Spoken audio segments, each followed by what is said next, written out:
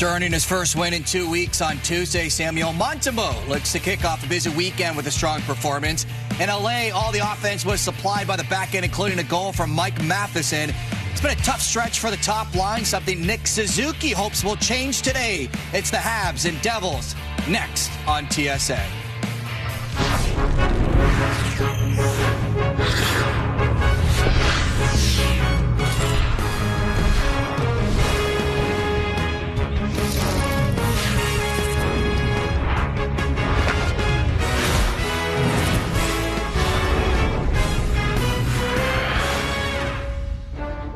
Back from their California road trip, the Canadiens return to the Bell Center for a pair of games this weekend.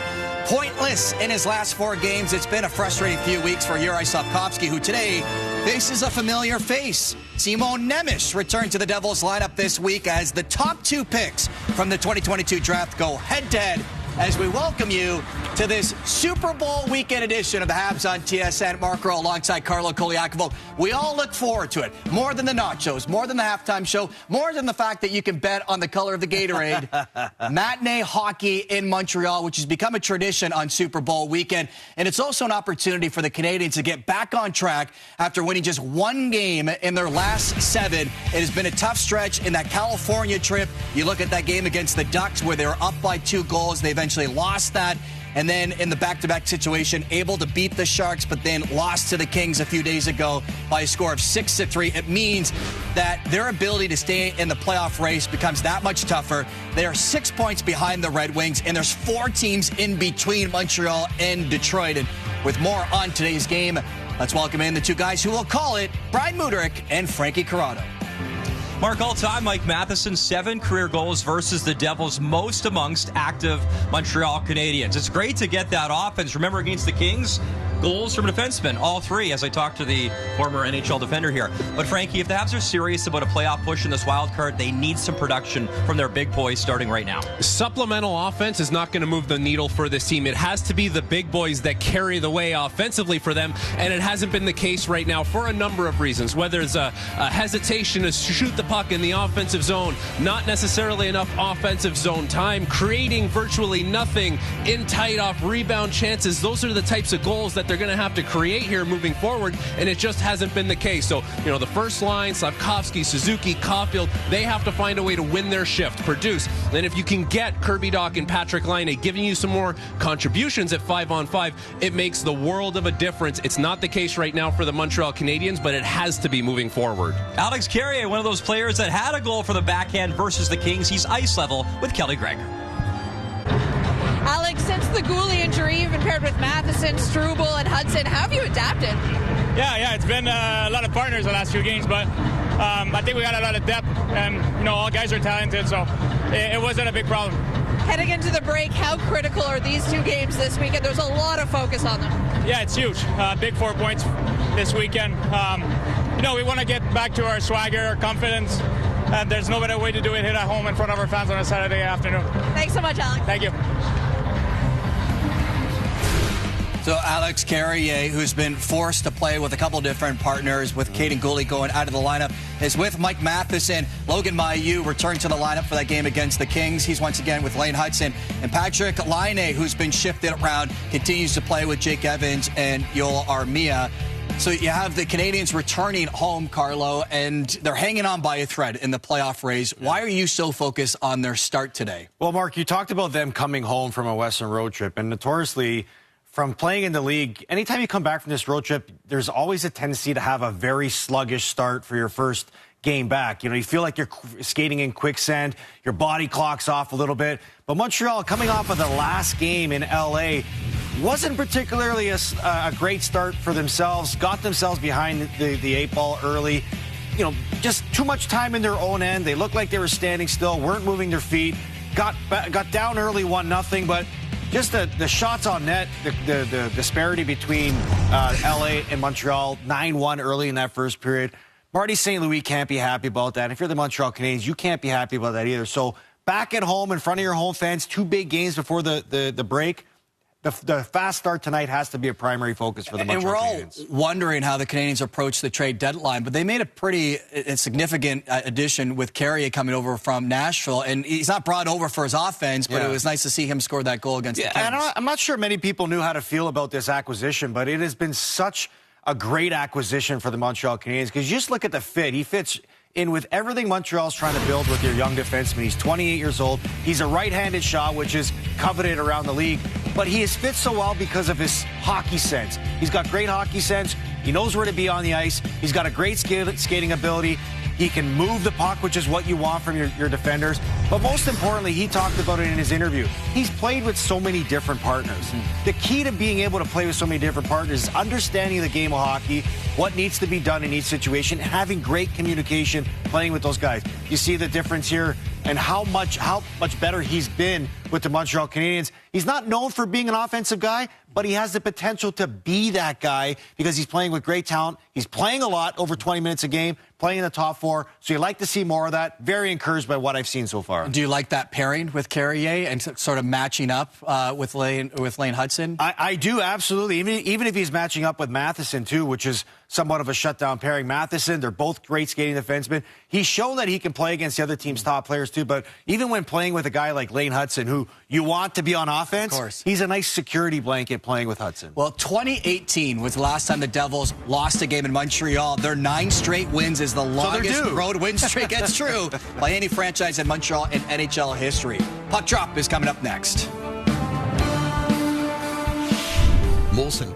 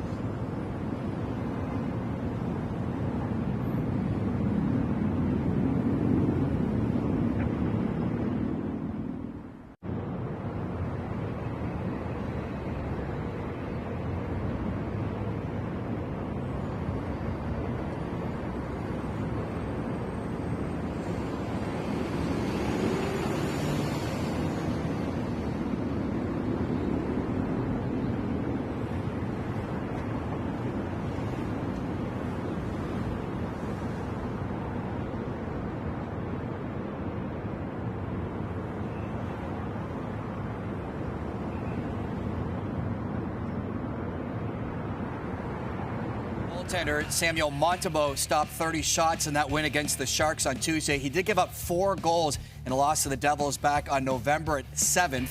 Jake Allen making his 20th start of the season, and with Jacob Markstrom out with a sprained MCL, there'll be plenty more to come. The former Hab beat Montreal just 2 weeks ago. It's the final 2 games this weekend for the Canadiens before the Four Nations face-off break as they host the New Jersey Devils. And with the call once again, here's Brian Mudryk and Frankie Corrado. Always exciting for Super Bowl weekend. Back-to-back afternoon games for the Montreal Canadiens. Lots on the line. The Habs begin this afternoon, 6 back of that wild card. And that young man is one of the best in the NHL. Jack Hughes, 17 points in 11 career games versus Montreal. Always have to be aware of Jack Hughes, one of the most shifty players, can beat you one-on-one, and one of those guys in a quick strike situation that can make you pay. So for the Montreal Canadiens, have to play him hard in this game. He's just outside the top 10 in points right now in the NHL, and he's a guy that will have the puck on his stick a lot in this game. Sheldon Keefe, the head coach, though, without Markstrom, his goalie, he's also missing his captain, Nico Hischier. Jonas Siegenthaler also injured.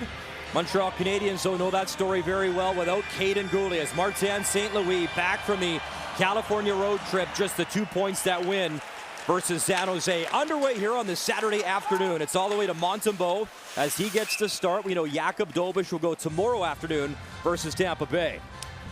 And these games at home with the energy in this building come at the right time for the Montreal Canadiens, because the energy, the pace of play has dropped a little bit. So now you get back-to-back games at home. We know a lot of people fly in, travel in for these games. There's been a great buzz around town and a good buzz so far into warm-up in the start of this game. Try and harness that if you're the Montreal Canadiens. Logan Mailloux remains in the lineup. He scored a goal at Los Angeles, the 6-3 loss.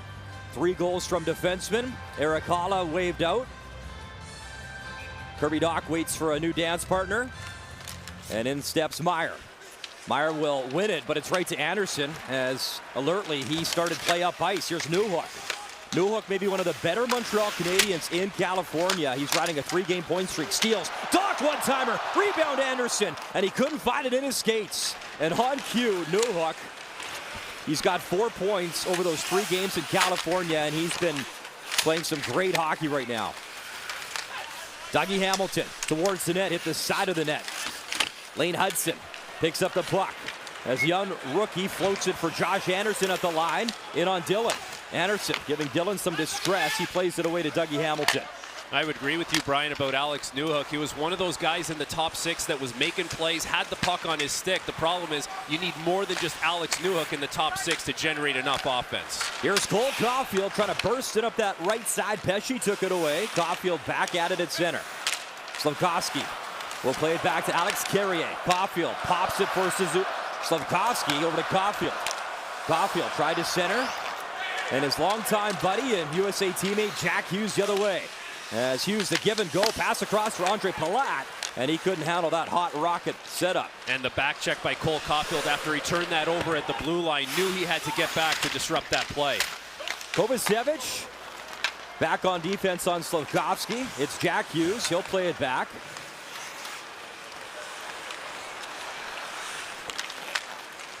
Puck to center, tipped in by Nason. Dowling rushing in, Owen Beck there in the corner. As Beck remains in the lineup here for the Montreal Canadiens. Him and Mailloux played in the AHL All-Star game. Also part of the trip for Montreal, so a busy California swing for those 2 players. And for Owen Beck, he has looked more and more comfortable, more sure of himself when the puck is on his stick. Nason wanted Paul Cotter, picked off by Beck, and he'll shoot it in. The former Montreal Canadian, there's Jake Allen. He'll get the start, and he's been busy with that injury to Markstrom. Not expected back until after the Four Nations face-off. It's good news for Montreal, though, as the more he plays, that trade might creep up to a 2nd-round pick from a 3rd, the more that Jake Allen plays for the Devils. Needs to play 40 games, and the Devils make the playoffs, and right now they are 3rd in the Metro. Hudson works it across. Mailloux delivers it in deep, picked up by Laine. Nice chip by Laine right in front. And it comes to Thomas Tatar. I think barring something unforeseen, it should be 3 teams in the Metro, 5 out of the Atlantic this year. We'll see how Columbus does, but the New York Rangers lose again last night to Pittsburgh, and looks like it could be the same 3 we see atop the Metro making the playoffs. Thomas Tatar, he'll chip it in, led Montreal in scoring back in 2020. That shot right on Dawson Mercer, and Montembeault able to squeeze that. These key parts of the game presented by Napa Auto Parts. The New Jersey Devils have to be clean with the puck. When they execute clean with the puck, that is what they're all about, and that's when they will generate offense. For the Montreal Canadiens, they have to make things uncomfortable in a number of different ways. For the skilled players of the Devils, play them hard, and for Jake Allen, try and push him back in his crease and see if you can create some scrambles in front of him. 3rd and final meeting between Montreal and New Jersey. The Devils won 5-3 in the last meeting, that 4-3 overtime win here at the Bell Center on a goal from Jack Hughes. Paula Newhook will line up to take the draw to the left of Samuel Montembeault. Clean win, Newhook. Arbor Jack guy flips to center. There's Josh Anderson trying to barrel in on Luke Hughes. Anderson pushes him into the corner. Kirby Dach fighting with Nemitz. That injury to Siegenthaler allowing Nemitz to be called up. Another look in the NHL. Puck across. It's a good play so far. Chipped it away from Haula in time. Arbor Jack guy in the corner, watched by Mercer. Good body check there in the corner, but Meier can't take the puck with him, and it's Kirby Dach the other way. Dach in, swung it to the slot, couldn't get the shot off. Jack Hughes flips to the line. No further. And Matheson couldn't keep it on side, so Matheson will reload at center. Game 600 this afternoon for Mike Matheson in his NHL career. Matheson for Slafkovsky. He'll dish up ahead. Suzuki got a touch on it. Right to Luke Hughes. Nemitz up the left wing, off the boards. Palat's got some space. Wanted Jack Hughes. Hughes across. One-timer, yes, for Bratt. And those two are dangerous on the ice. Bratt and Hughes, keep an eye on them. Montreal needs to keep an eye on them as Montembeault made the stop. They have played a lot together over the course of their careers, and they're constantly looking for each other. But Jack Hughes at the last second, it may look like he's going to shoot this puck, but just swivels his body a little bit, and that's onto Jesper Bratt's stick, who the New Jersey Devils would like to see shoot the puck a little bit more, and Samuel Montembeault does a nice job squaring up to that on the last second pass by Hughes. Bratt's got 5 points in those 2 games this season versus Montreal we talked about. Bratt's on a 7-game point streak as well. 10 points over those 7 games. It's not a matter of... Look out. Hughes steals Bratt and just over his stick. Man, we talk about those 2 players and he nearly cashed in there. It happens quick with those guys. Nothing could be happening, and then it's a jailbreak towards the front of the net. You have to be so aware with them. Andre Palat back. Slafkovsky takes a look over his shoulder. He sees his teammates changing. Hughes, watched by Cole Caulfield. And those two go way back. U18 World Junior. Longtime teammates and friends, and set all sorts of records for USA Hockey's National Team Development Program. Nason, backhand feed right in front. There's Cole Caulfield able to take it away from Dowling. Brendan Dillon back in his own zone. He's shadowed by Dvorak. Dougie Hamilton. Dillon behind Jake Allen. Good pace to this first period already. Shots 3-1 Jersey, ripped in by Dillon. In comes Paul Cotter. Cotter leaves it. Nason throws it in deep. Dillon, far wall, touch pass, Dowling. He'll fire it in. And that deflected off the backboards. Grab try, and that was interrupted by Nason. Here's Cotter, quick strike into the glove of Montembeault as Paul Cotter.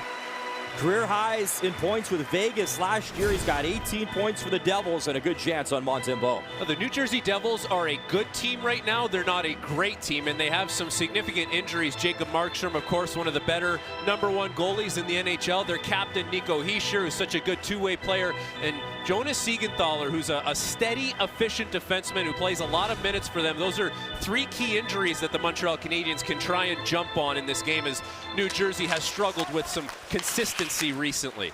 Lazar lost a draw to Jake Evans. Luke Hughes back. It comes to Allen. He'll play it. To center ice. Arbor Xhekaj will wrist it back in. Nemitz in the corner. In comes Jake Evans trying to poke it free.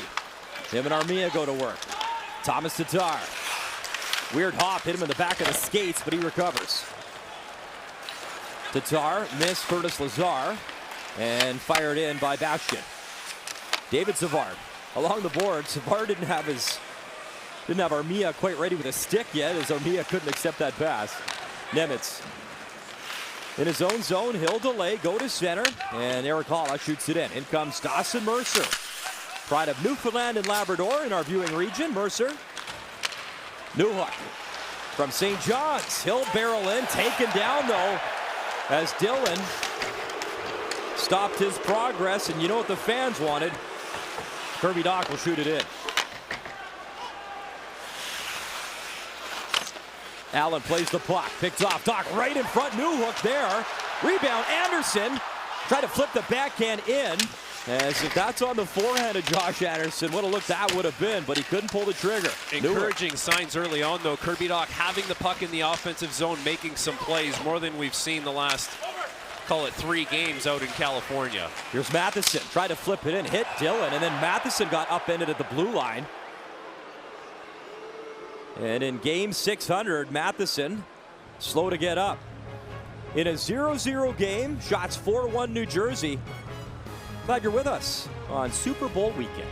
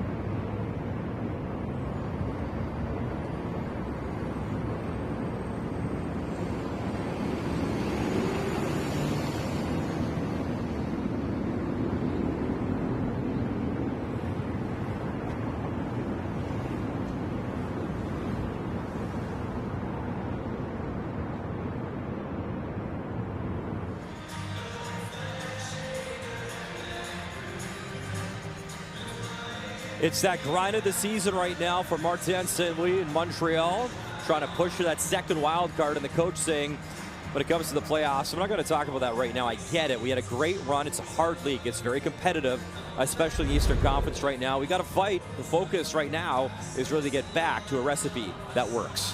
As you play better, it almost becomes harder because now you push yourself up into the race and every game matters, every shift matters. And for Montreal, the offense isn't there. There's some details that have slipped. I don't necessarily think they're defending much worse than they were on that run, but they're having to defend more, and that's what's hurting this team, among a few other things. Marty achieving win 100 behind the bench in his NHL career in California. That win at San Jose. Here's Matheson at the line. Keeps the play alive. Shoots it in. Suzuki there. Suzuki. Backhand feed. Caulfield. Kind of a knuckler. Missed the net. Slafkovsky. Caulfield. One-timer again. That was blocked by Andre Palat. And it's Hughes the other way. Jack Hughes for Jesper Bratt. Bratt backhand, and Montembeault stick safe. Caulfield the other way quickly. Caulfield wanted his captain Suzuki, and Bratt back. Here's Jonathan Kovacevic in game 200 for him in the NHL. Had great success in Montreal and really finding a nice home right now in New Jersey, Frankie. Has he ever? You know, right from training camp, Sheldon Keefe noticed Kovacevic, and he's carved out a role for himself where he now plays on a shutdown pair with Brett Pesce. And the last game against the Vegas Golden Knights, it's a 3-1 loss on Thursday, but Jonathan Kovacevic led all New Jersey skaters in ice time, 24 minutes and 46 seconds. He's been a great story for them and continues to provide a steady influence on the back end. Career high was a 15-point season with Montreal. He's got 13 points here. Had the goal in Europe as Kovechkin had that overtime winner. As coined by Sheldon Keefe. Yeah, he's a popular guy here in Montreal, popular in the room. And just came down to numbers, and good for him. Getting it done on the Devils. Pass in front, Gallagher right off his skate. Brendan Gallagher, good speed to cruise in. Couldn't get the shot off on Jake Allen. Nemitz wanted Nason, and the Devils bring it in, offside.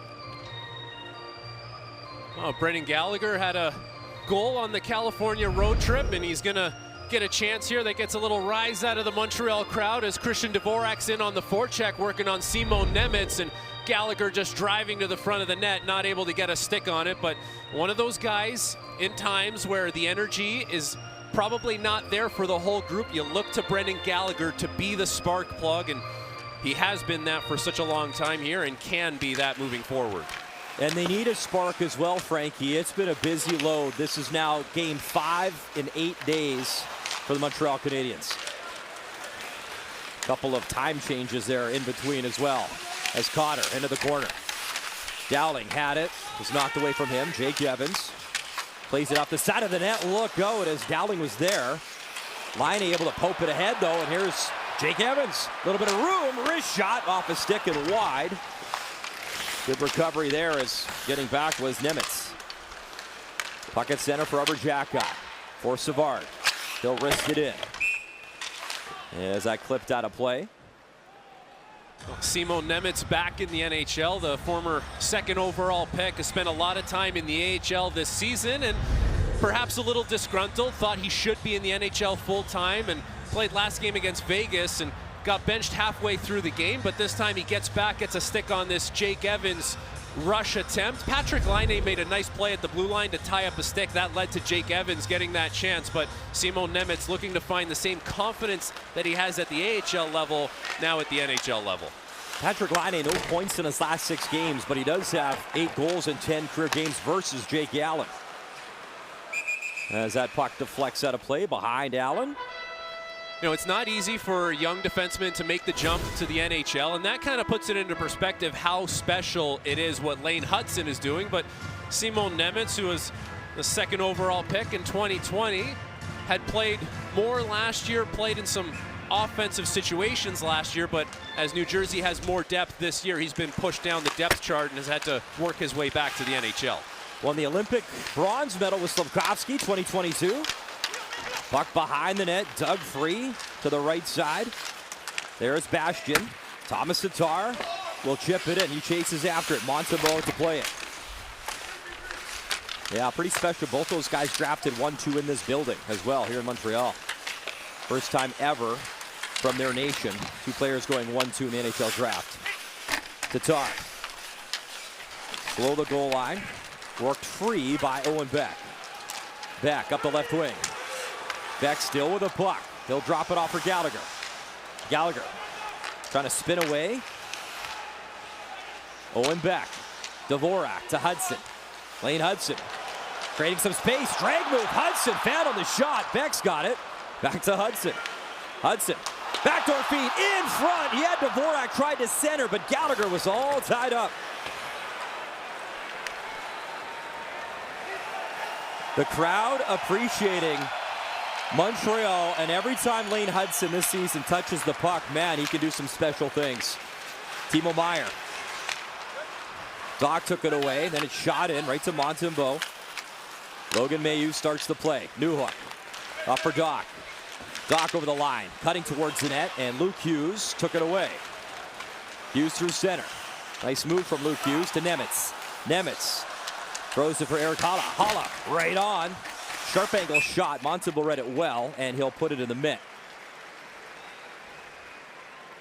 It's the first of a back-to-back. Their second of 2 back-to-backs this week for Montreal as we await our first goal.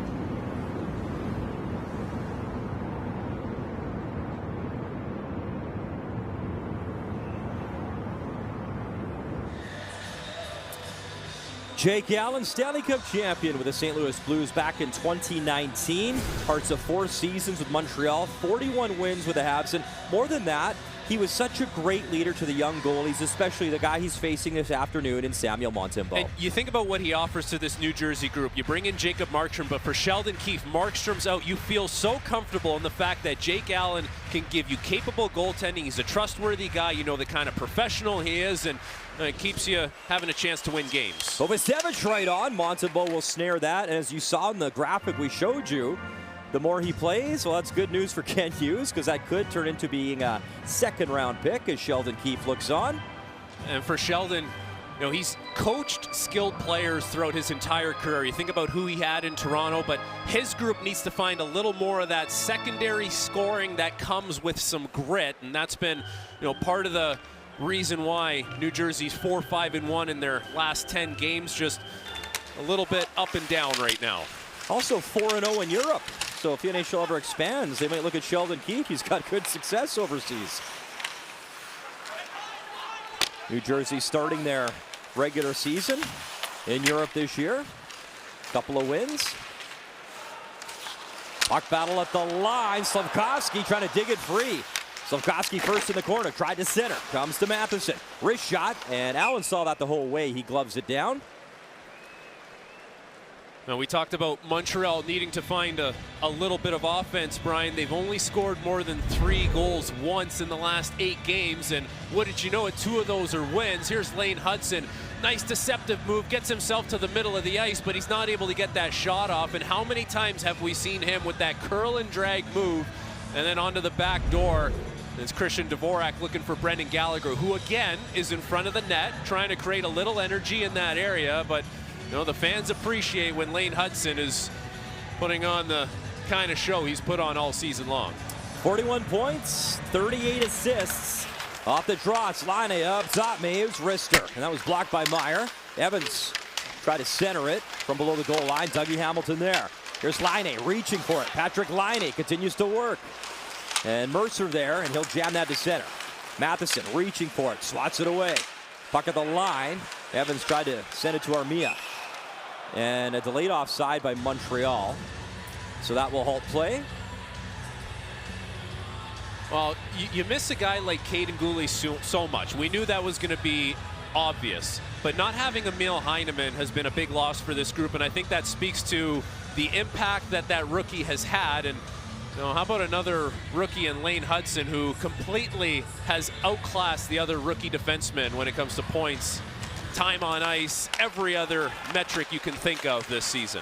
That line, when Heineman was healthy, Frankie, was outscoring the other line 9-1 at the time. They were out shooting. They were in the offensive zone. They provided energy for Marty St. Louis. Dowling took the body check from Evans. Armia pokes it into the corner. Armia continues to work. He'll drive it to the near wall. There's Cotter. 8 minutes left first period.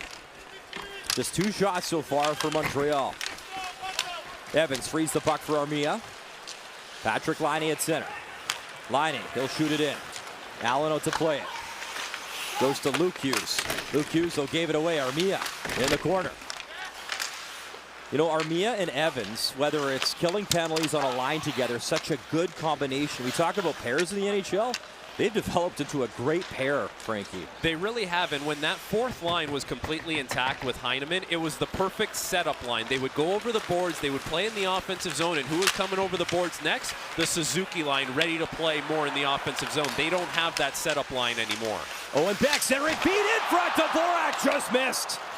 What a setup by Beck, who every game we call him, Frankie, just looks more confident, creating, going to the dirty areas, and digging out pucks. Here's Savard. Bastian comes in with Lazar. Curtis Lazar pins him. Arbor Jacki tried to free it. Under 7 to go, first period.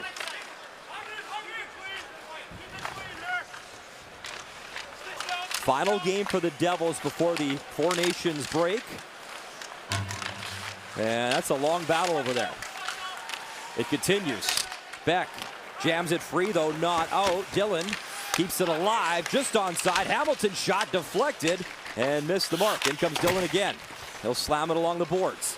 Dougie Hamilton chips it in deep. Tatar up top. Bratt score! Off the bench and back of the net. Jesper Bratt, and it's 1-0 Devils. Make it an 8-game point streak for Jesper Bratt as he goes undetected coming off the bench as the Montreal Canadiens behind their own net, leaving the middle of the ice wide open, and Jesper Bratt finds a way to jump into that hole, makes quick work of Samuel Montembeault, but it's a long shift for the fourth line of the Devils, and as they start an offensive zone change, it's Dougie Hamilton who keeps that puck in. David Savard can't track it behind the net, and that leads to a pass out in front as it's Thomas Tatar, the former Canadian, quick thinking on a backhand right to Jesper Bratt to the back of the net. 17th goal, now 63 points, tied for the team lead. Pass in front, Slafkovsky couldn't handle it. Caulfield, good vision to set him up right in front of the net. Just offside as Palat brought it in, dropped it off for Jack Hughes. He's been red hot against Montreal.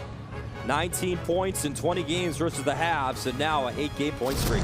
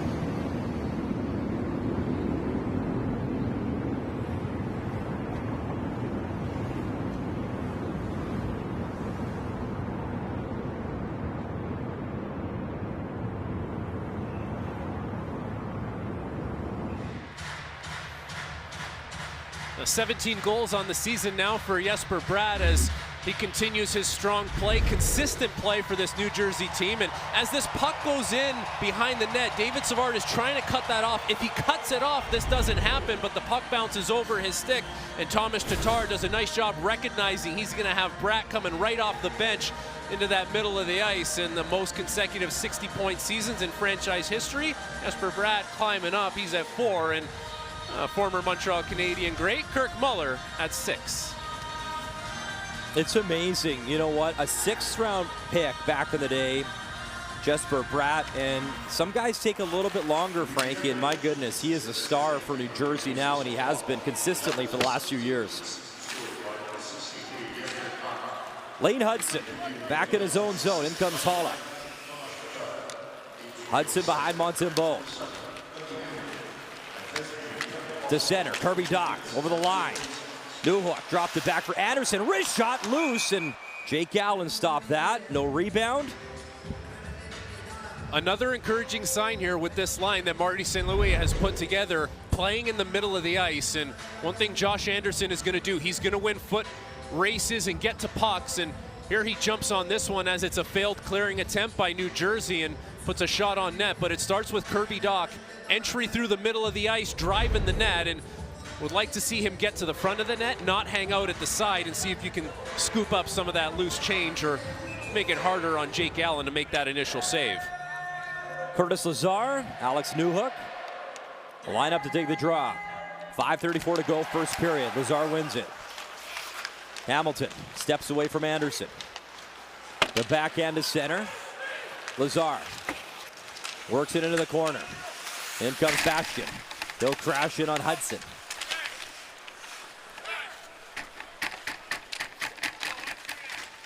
Logan Mailloux trying to dig it free. There's Tatar. Thomas Tatar fell to a knee, back on his skates. Mailloux for Anderson, and he finds Hudson. Lane Hudson hands the puck off for Kirby Dach with Newhook. Newhook cutting in, wrist shot. Another good stop, Allen. And that line creating after the play. There's Dillon mixing it up behind Jake Allen with Kirby Dach.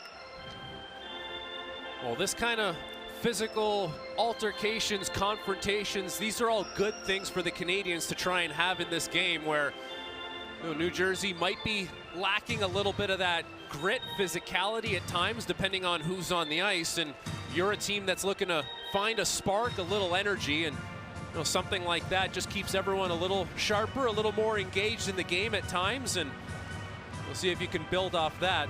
Dougie Hamilton's one of those guys you have to be hard on, you have to finish your hits. He's constantly looking to get up in the play, wants to have the puck on his stick, really good at the offensive blue line, and you have to find ways to make sure you're slowing him down from the back end. 2 years ago had a 74-point season, but then Frankie last year had the torn pectoral muscle, missed a lot of time, just the 20 games. He shoots the puck a lot. Top 5 in shots on goal for defensemen in the NHL, 159. And those are forward numbers. He's trigger happy from the blue line. Stefan Noesen, Laine. Laine able to win it back. Arber Xhekaj, wrist shot. And again, Armia was there looking for the tip, but Allen, he's stopping what he's seeing this afternoon at the Bell Center. Now that's a matchup that Yoel Armia can take advantage of, because he's lined up with Simon Nemec as Paul Cotter's down off that face-off, and looks like he's okay, but Armia's in a one-on-one here as he goes to the front. He's with Nemec. If he can get on the right side of him, he's got a bigger body, stronger player. He can create an advantage. Noesen tracking in on Savard.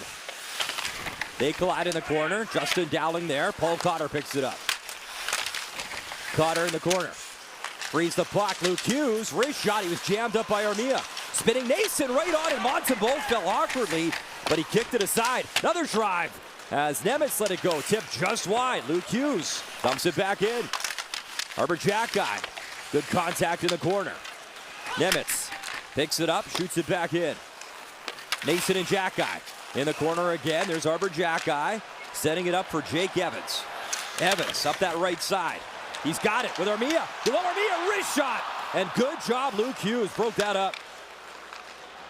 Matheson, that drive hit a skate right to Cotter. Cotter at center, chips it to the left wing.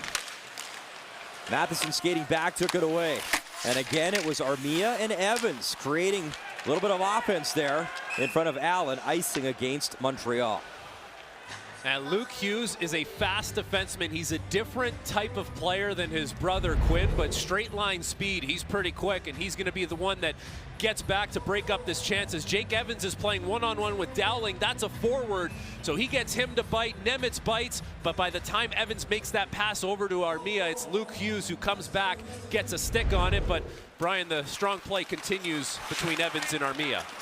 Penalty coming up to Montreal. Jake Allen heads to the bench for the extra skater. There's Kovacevic. Play back for Tatar. Thomas Tatar leaves it for Bratt, who has the goal for New Jersey. Tatar. Bratt works it across. Hughes. Jack Hughes trying to shake off Suzuki. Jack Hughes for Thomas Tatar. Hughes has it again. Down low. Hughes behind the net. Jack Hughes for Palat. Palat hit by Slafkovsky. Matheson gains possession, and the New Jersey Devils will get a chance here on the power play, the second-ranked power play in the NHL at nearly 28%. Montreal, number 8, minor penalty for high sticking. It's a dangerous power play, and they'll get a chance to go to work as this is right off the face-off. Mike Matheson is going to get a stick right into the face of Brad as the puck gets poked out to the point, so Montreal has to continue what they've established here on the penalty kill. Now 9th in the NHL. They were 2 for 2 versus LA, and 5 out of their last 6 games they've had a perfect PK. It was the one in San Jose. They went 2 for 4. Jack Hughes, 26 power play points, Frankie, second in the NHL to only Kucherov. Bratt right off the draw for Hamilton. Hughes, wrist shot, hit a leg. Dougie Hamilton that's jammed up to the line, just held in by Jack Hughes. Hughes wanted that seam pass. Good stick there by Evans. Broke it up. Carey and Savard down low. Hughes digs it free. Hughes, Hamilton, wrist shot. And that hit a stick just wide. Jesper Bratt. Hamilton for Hughes. Hughes right in front. Good layout. Savard blocked it. Had Mason at the side of the net, but Savard blocked that, and then Savard with the clear, and look out. Allen was going the wrong way. Hit the stanchion, but no harm done for the Devils. Jake should know these boards pretty good, no, Frankie? Yeah, pretty familiar. Timo Meier. Nason leaves it for Hughes, and Hughes lost it at the line. Hamilton will reconfigure from his own zone. Every clear that you get against New Jersey is so important. They're excellent at retrieving the puck and starting their offensive zone time all over again. It's one of the biggest reasons why they have the second-ranked power play in the NHL, and there's a lot of skill. Jack Hughes, of course, such a great distributor. He'll shoot it as well, and here's David Savard with that clearing attempt. Weird bounce in the neutral zone, and doesn't go in the net, but I think Jake Allen would have had enough time to react to that as the play happened far enough in front of him. Here's Guerrier. Alertly skates it back, heals off some more time, and sends that down the ice. Under 2 minutes to go in this first period. 40 seconds left in the minor penalty. Good speed from Luke Hughes. He'll hand it off for Mercer. Timo Meier for Tatar. Back to Meier. Around the wall. Paul Cotter waiting. Cotter for Hughes. Tatar in front. Jack-Eye cleaned it up. And Josh Anderson slams that down the ice. Montreal dangerous too, Frankie, shorthanded. They're 5th in the NHL when it comes to shorthanded goals. Luke Hughes drops it back. Cotter keeps it onside. 10 seconds left in the penalty. Savard hit by Meier. Mercer there as well. Tatar up for Luke Hughes. His wrist shot that hit a skate. Bouncing puck at the line, and the Habs maybe have a chance here. Evans waiting, shooting. Blocker stopped by Jake Allen. Final minute, Bell Center, first period. 5-on-5 hockey, a good kill there by Montreal. Turnover, Suzuki with Caulfield. Caulfield in front, stopped by Allen. Cole Caulfield, a great look in tight, and Allen's best save of the period. Well, Jake Allen may not be overly familiar with the bounces off the boards, but he's pretty familiar with that guy in Cole Caulfield as he slides across to make a nice save. Caulfield starts it with a nice little pass to himself, and as he gets it down to Suzuki, goes right to the back post, beats his check there, and this is a great pass by Nick Suzuki to just put it right through Luke Hughes, but Allen tracks it the whole way. Nice movement, gets it with the pad, keeps it out. Montreal's best chance of the period. Caulfield's got 9 points in 9 career games versus New Jersey, and Suzuki good success as well, 10 points in 14 games overall. So the top line, you talked about it, Frankie, the big boys, got to get it going offensively, and a good look there. Hudson buying some time, but Haula able to poke him to center. Logan Mailloux. Hudson at center, gets the red line, he'll shoot it in. In comes Suzuki and Slafkovsky, another weird bounce behind Allen. Pesce for Haula. Slafkovsky hits him, and Pesce kicks it to his stick. He's got it to center. Pesce will flip it in. Hudson there. Under 20 seconds left as Haula hit Hudson behind the play. Mailloux. Puck bouncing around, and Suzuki had it. Caulfield took it away from Hughes. Caulfield, little drag move, but then Kovacevic, his former teammate, read that very nice. Palat is going to kill off the rest of the clock. Shots are tied up at 8, but on the scoreboard, it's Jesper Bratt, his 17th, to make it 1-0 New Jersey. And a pretty even period outside of one mistake where the Habs get caught puck watching behind their own net. Bratt takes advantage of it, but for Montreal, try and create a little more here, not just the one-and-done chances, and see if you can get to Jake Allen and get to the inside of the ice with 40 minutes left to play. Mark Rowe talked about New Jersey's success in Montreal. They've won 7 of the last 10. The Habs haven't won in this building in regulation since 2016. Intermission coming up next as Mark, Carlo, and Kelly have you covered from the Bell Center.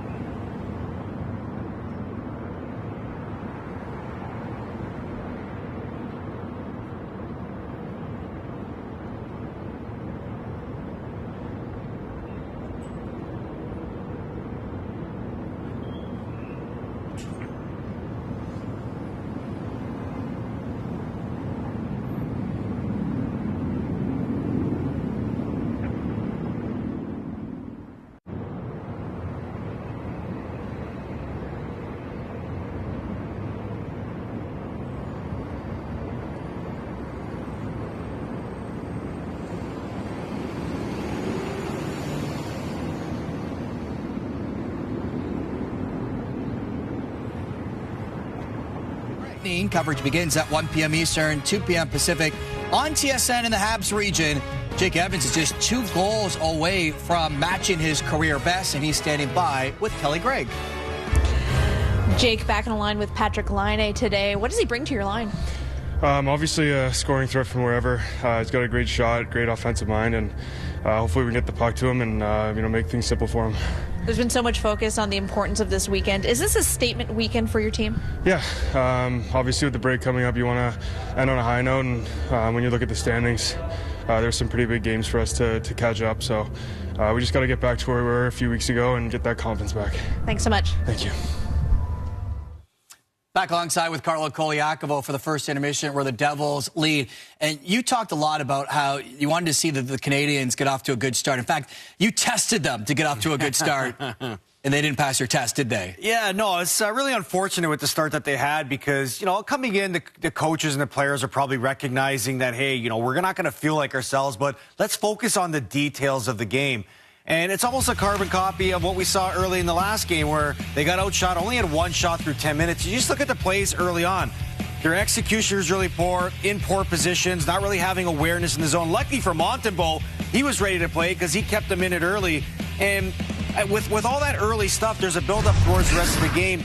They get caught in their own end. They lose a puck on the boards, gets it to the front of the net, and Jesper Bratt buries it. Now it's 1-0 New Jersey. So another slow start for Montreal, but things start to get really encouraging for the next 10 minutes. And on some of those chances, what stands out to you for Montreal where it seems like they do everything right except they just can't finish? Urgency, Mark. Because they're going through a slump right now. And when everything was going well for them during that 1-month stretch, they were getting the bounces because they were hard on their second and third efforts and even hard on the initial chances that they had.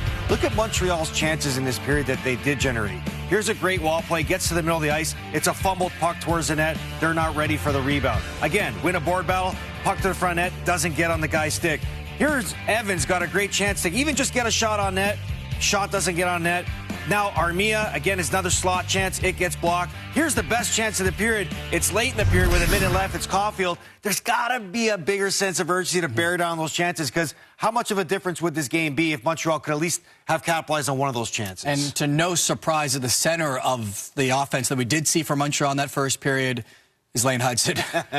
Mark, every time I watch this guy play, you just get marveled at the things he's able to create on the ice because he's got such a great mind for the game of hockey. And this is what makes him special as a young rookie defenseman right now who's leading all rookies in scoring is his ability to create when he's on the ice. He's elusive. He's very, quick on his toes. He's always trying to find that next chance. And he's making plays happen from nothing. He's a big reason why they are trying to consistently create offense in the back end because he's finding plays like he did on this one. And this is the thing that impresses me the most. When he knows there's a chance to go on offense, he finds it, and he finds the next play to make it happen to create an offensive chance for the Montreal Canadiens. There's so much that he is doing positively for this Montreal Canadiens, trying to consistently create some sort of offense when he's playing defense. And he just continues to evolve into such an impressive player. As you pointed out, you'd like to see the progression in that first period, and maybe they can carry that over into the second period with the Habs down 1-0 after 20 minutes of play. When we return, Craig Button will join us to tell us why Ivan Demidov could make an impact as early as next year for the Canadiens.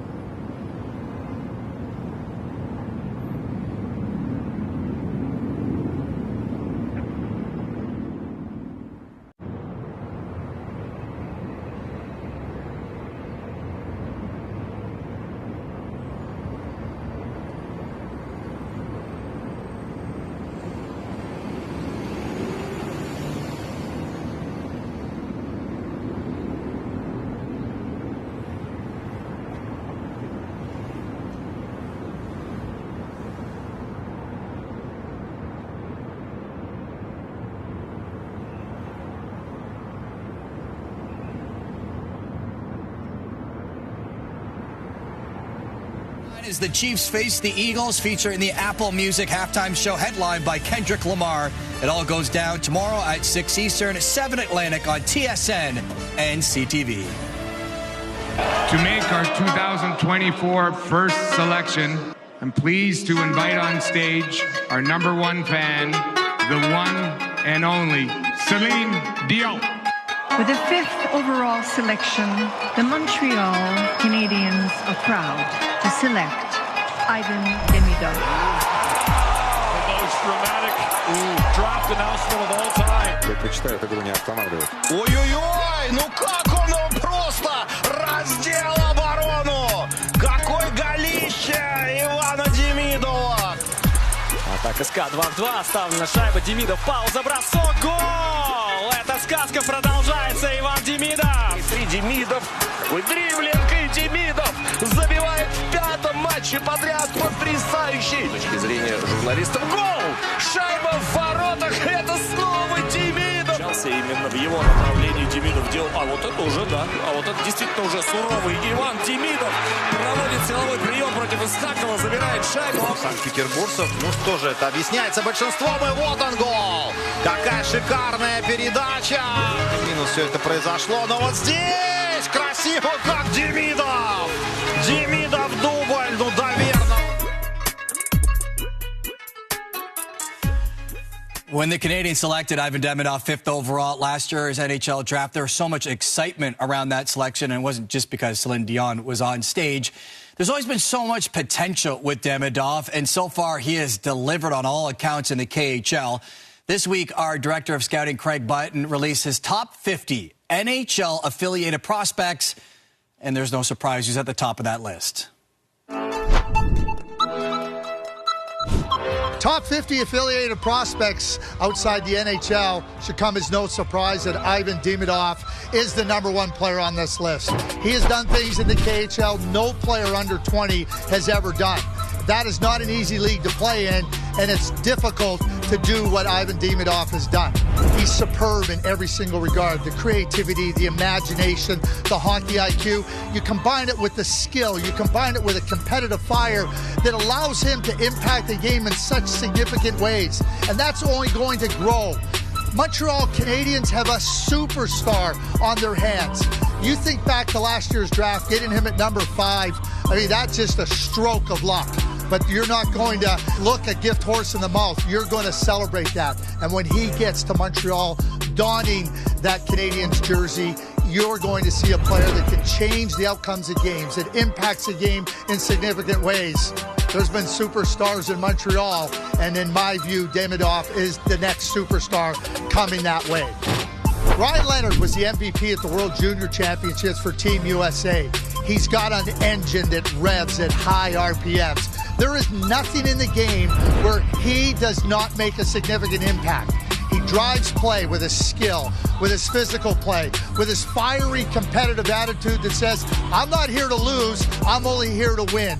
He leads by example, and he gets it delivered in every single way.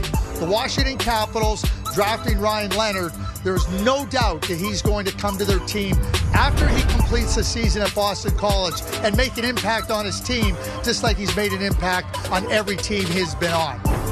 Calgary Flames drafted a mercurial talent in Zane Parekh last year. The right-shot defenseman was the CHL Defenseman of the Year. Maybe a little bit of a slower start. I wouldn't call it slow, but now he is on fire. He's ramping right up. And his ability to control the game from the blue line, whether he's on the point on the power play,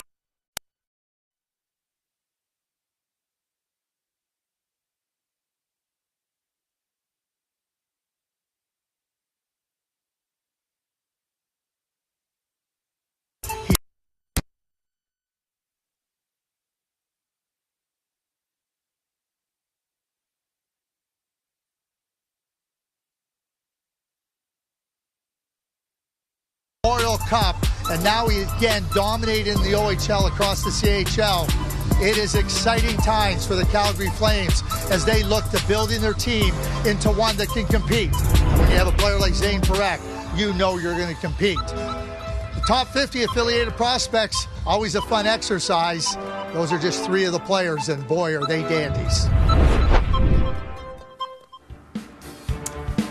Well, you can't go to a Canadiens game without having at least one Shen show. In fact, Frankie told me he was going to have at least 2 by the second period, which is coming up after the break.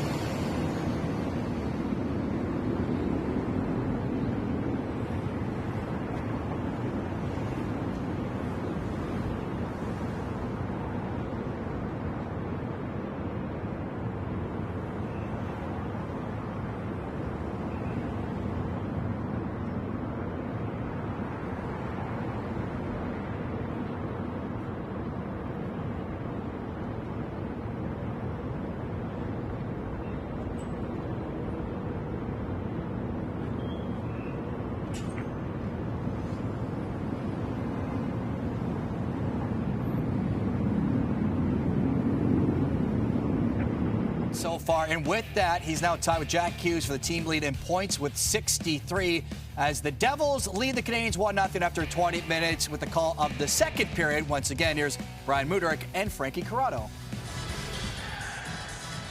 Our Kelly Gregg chatted with Jake Evans at the break. Obviously a statement weekend for the team. Jake himself, what a season.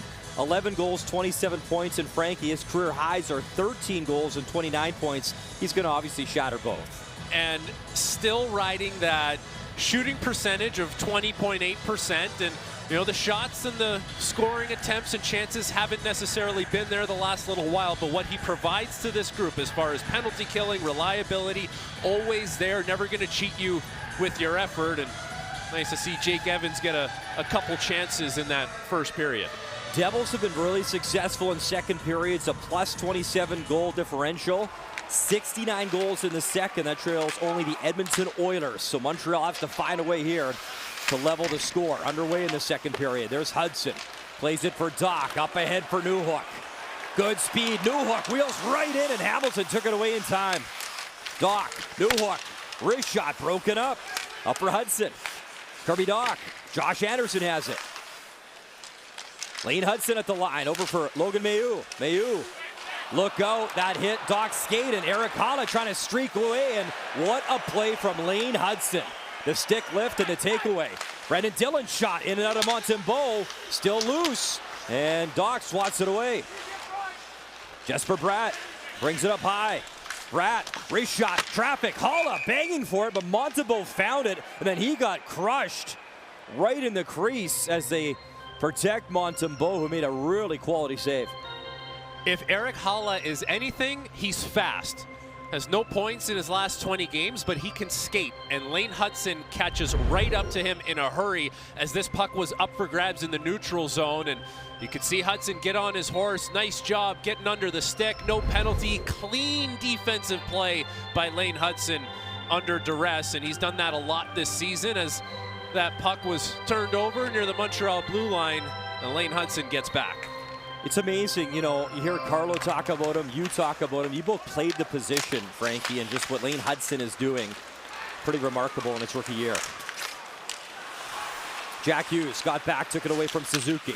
That was picked off, though. Puck on Caulfield's stick. He'll flip it in right on Allen. Allen's going to squeeze that in the glove as Jake Allen has a 4-5 record in his career versus Montreal. And we heard Carlo talking about the one-and-done chances in the first period, and that applies to the first line. Cole Caulfield had a great look off the pass from Suzuki, but this has been the story for this line the last 5 games. Cole Caulfield's one goal was a power play goal in San Jose, and these guys have to be providing offense on a nightly basis. And Juraj Slafkovsky had a couple chances out in California where you just want to see him shoot the puck, not overthink it, not look for a pass, not over stick handle it. And Nick Suzuki, a couple clear-cut chances that missed the net. Can think of one against the Sharks, against Los Angeles. It's just been a little bit of hesitation for these three the last few games. Caulfield, 26 goals in the season, just 2 off the career high he set last year. Slafkovsky will shoot it in. Allen stops the puck for Pesce. Carrier pinching in. Suzuki, one-time drive, and Allen was ready. Pad save there. Nick Suzuki, little flip for Caulfield. Cutting in with space. Caulfield weaving, shooting, wrist shot off Pesce's stick and just wide. Slafkovsky, another turnover at the line as this top line getting some looks here in the second. Dowling, the backhand down the ice for Paul Cotter. And they're going to call that icing against New Jersey. Cotter couldn't get there in time, and a pretty nice push from Caulfield, Suzuki, and Slafkovsky. Exactly what you want to see. Win your shift, play in the offensive zone, and for Cole Caulfield, he's got that quick release, but because it's not a long reach or a not long stick, he can try and slide it right under the defender's stick. That time he tries it with Pesce, but Pesce's able to get the shaft of the stick and make sure that shot goes wide of the net. But good wheels, good job forcing some turnovers and playing in the offensive zone for that first line. Jonathan Kovacevic, he's going to flip that to space at center. Cotter there. And Jack-Eye met him with authority twice. Couple cross checks. Gallagher in on Kovacevic. And Kovacevic pleading his case, but he's going to go to the box for the hold on Gallagher. And the Montreal Canadiens will get a chance here on the power play.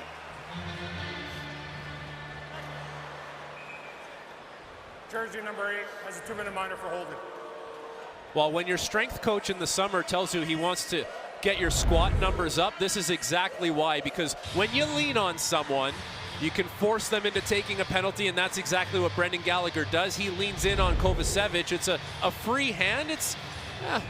You can make that call because Kovacevic is using the free hand to hold up Brendan Gallagher.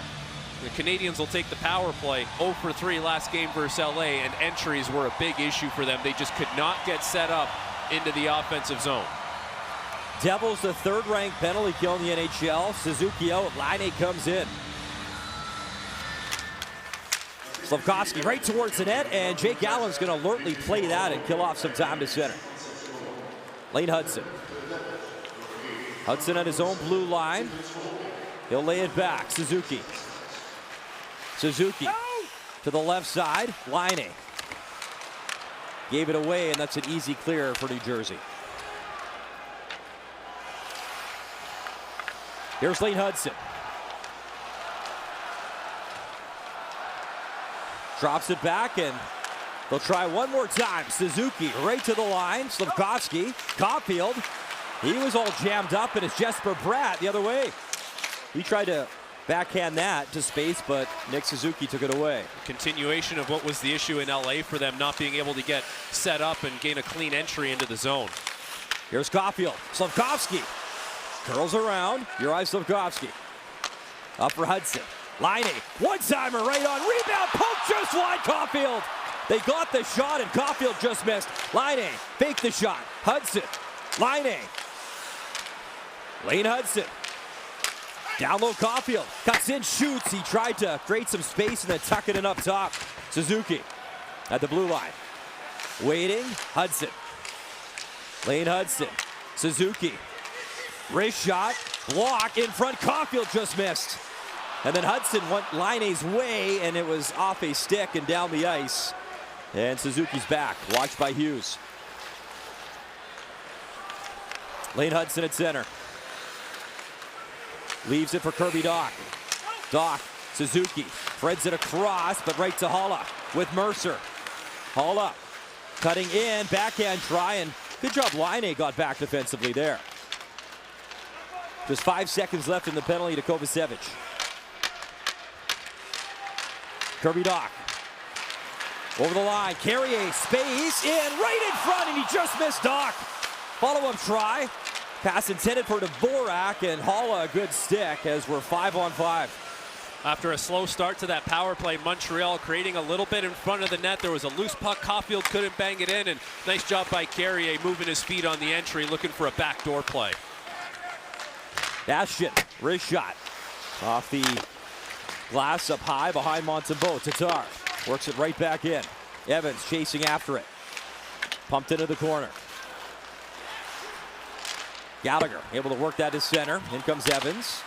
Dillon played it away from him. Habs got to get back on side. Played up for Bastian. He'll tip it in. Tatar goes to work. He was closed off by Savard. Alex Carrier. From Montreal territory up the right wing. Josh Anderson. He'll shoot it in. Yoel Armia in the corner. Armia. Nason. Backhand down the ice, and that's going to be icing against New Jersey. In a 1-0 game, that goal from Jesper Bratt back in the first period. Well, once Montreal was able to get set up, they brought some plays to the net on that power play, and Patrick Laine had a look as Kirby Dach, good entry through the middle of the ice, and here's Carrier moving his feet, takes it wide, and just looking for Dach on that back door, who finishes his route to the net. And of course, if the puck is near the top, Lane Hudson's looking for Patrick Laine. Jake Allen has to fight that off with the shoulder, and Slafkovsky and Caulfield both unable to put it home. Savard, long wrist shot, no problem. Allen, but a weird bounce right in front. That was off the back glass and caromed right into the blue paint. Jake Allen's had a couple of weird bounces here this afternoon. Here's Jack-Eye. Waiting, shooting right through the traffic, and that one, Allen will squeeze. That's a high screen. No one's directly in front of Jake Allen, but he's got to track it with 4 players in the slot area, 2 Habs and 2 Devils. But watch the box outs in front by New Jersey. There's the weird bounce. Jake Allen, he stays in his net. He's not looking to get overly aggressive. And then as that shot came in from the point from Arbor Jack-Eye, New Jersey doing a nice job making sure that no one gets in front of Allen, and Allen does his part, no rebound. Devils are 5-5 this season in afternoon affairs. Montreal will do it again tomorrow afternoon versus Tampa. Tampa has an afternoon game in Detroit right now. Mark Rowe will have all your highlights and scores in the intermission. Timo Meier up the left side, he'll shoot it in. Logan Mailloux back. Good steal by Mailloux. Lane Hudson up for Dach. Kirby Dach. Anderson has the puck, bouncing in, backhand, stopped by Allen. A good burst from Josh Anderson, who wanted a call. Man, can he fly when he gets the legs going, big 17. He does this so well. If you can advance pucks when Josh Anderson is on the ice, he is going to be able to skate onto them, and Kirby Dach just high flips this. It lands perfectly into the right spot for Anderson, but watch Jake Allen as he comes across, reads it perfectly, gets a blocker on it. Nice job by Jake Allen, but a great skate by Josh Anderson, something he's done so well all season long, winning those loose puck races, getting onto pucks first. He thought that Luke Hughes clipped him in the hand and wanted the call. Hudson shot off his stick. Anderson back to work in the corner. Dach below the goal line. Kirby Dach. Lane Hudson. Hudson drops it off for Newhook. Newhook has the puck. Alex Newhook still on side. Mailloux in, right in front. Anderson bangs away. Stopped by Allen. Hudson again, and it just bobbled on him. Hudson's got to get back. Man, Jake Allen's made some great saves here in this game. Good on Montreal, trying to find that gear here and level the score. In comes Hudson. Try to dance around Hughes. Slafkovsky helps. Hudson tried that pass through the legs, picked up by Bratt. Bratt with Palat. As Palat, 499 career points entering today's game. Pesce on it, has it. Pesce behind the net. Brett Pesce using the board. Kovacevic for Hughes. Jack Hughes makes the move. Round Slafkovsky. Hughes centers, one-timer, and Palat right on. Hit a body in front. Good setup there from Hughes. Jack Hughes back to work. Behind the net, drives in front. Palat, side of the net. Tried to jam it in, and that's high and out of play. Josh Anderson, 8 goals on the season, showing that speed earlier, and then that chance right in front on Allen.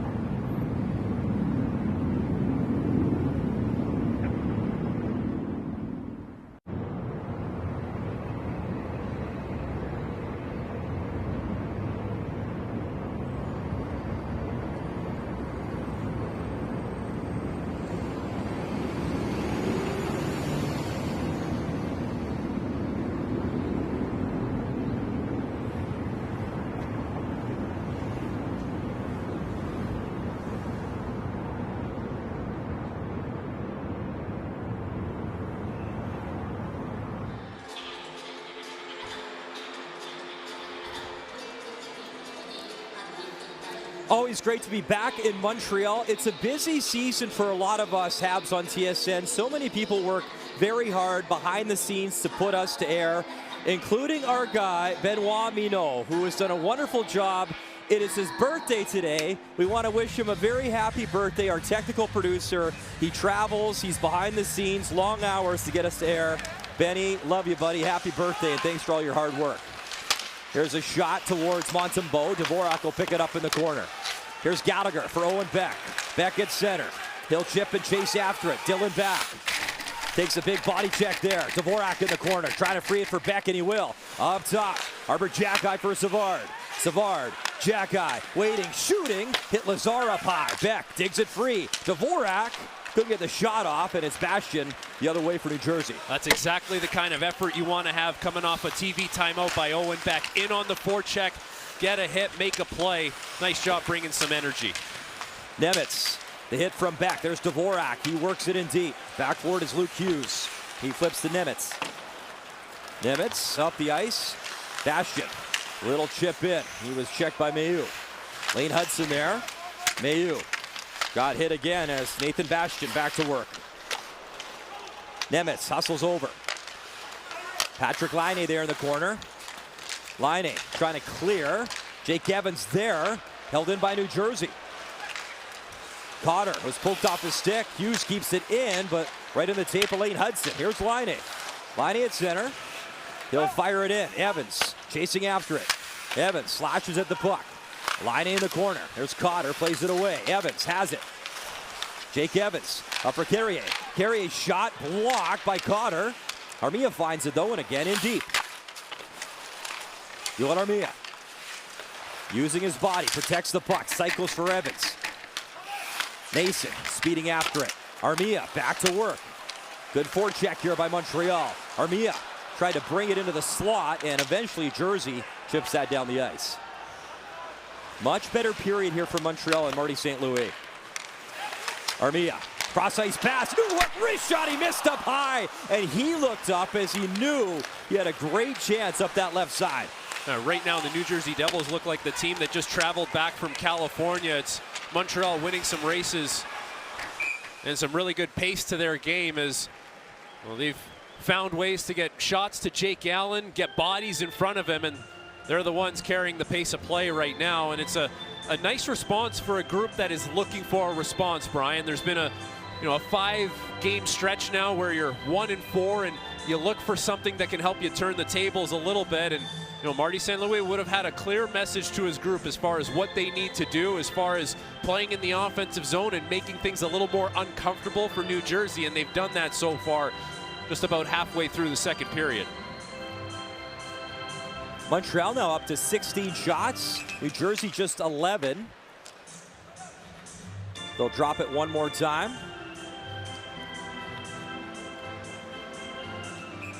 Love this Newfoundland-Labrador battle. Mercer-Newhook, let's go. And Mercer wins it.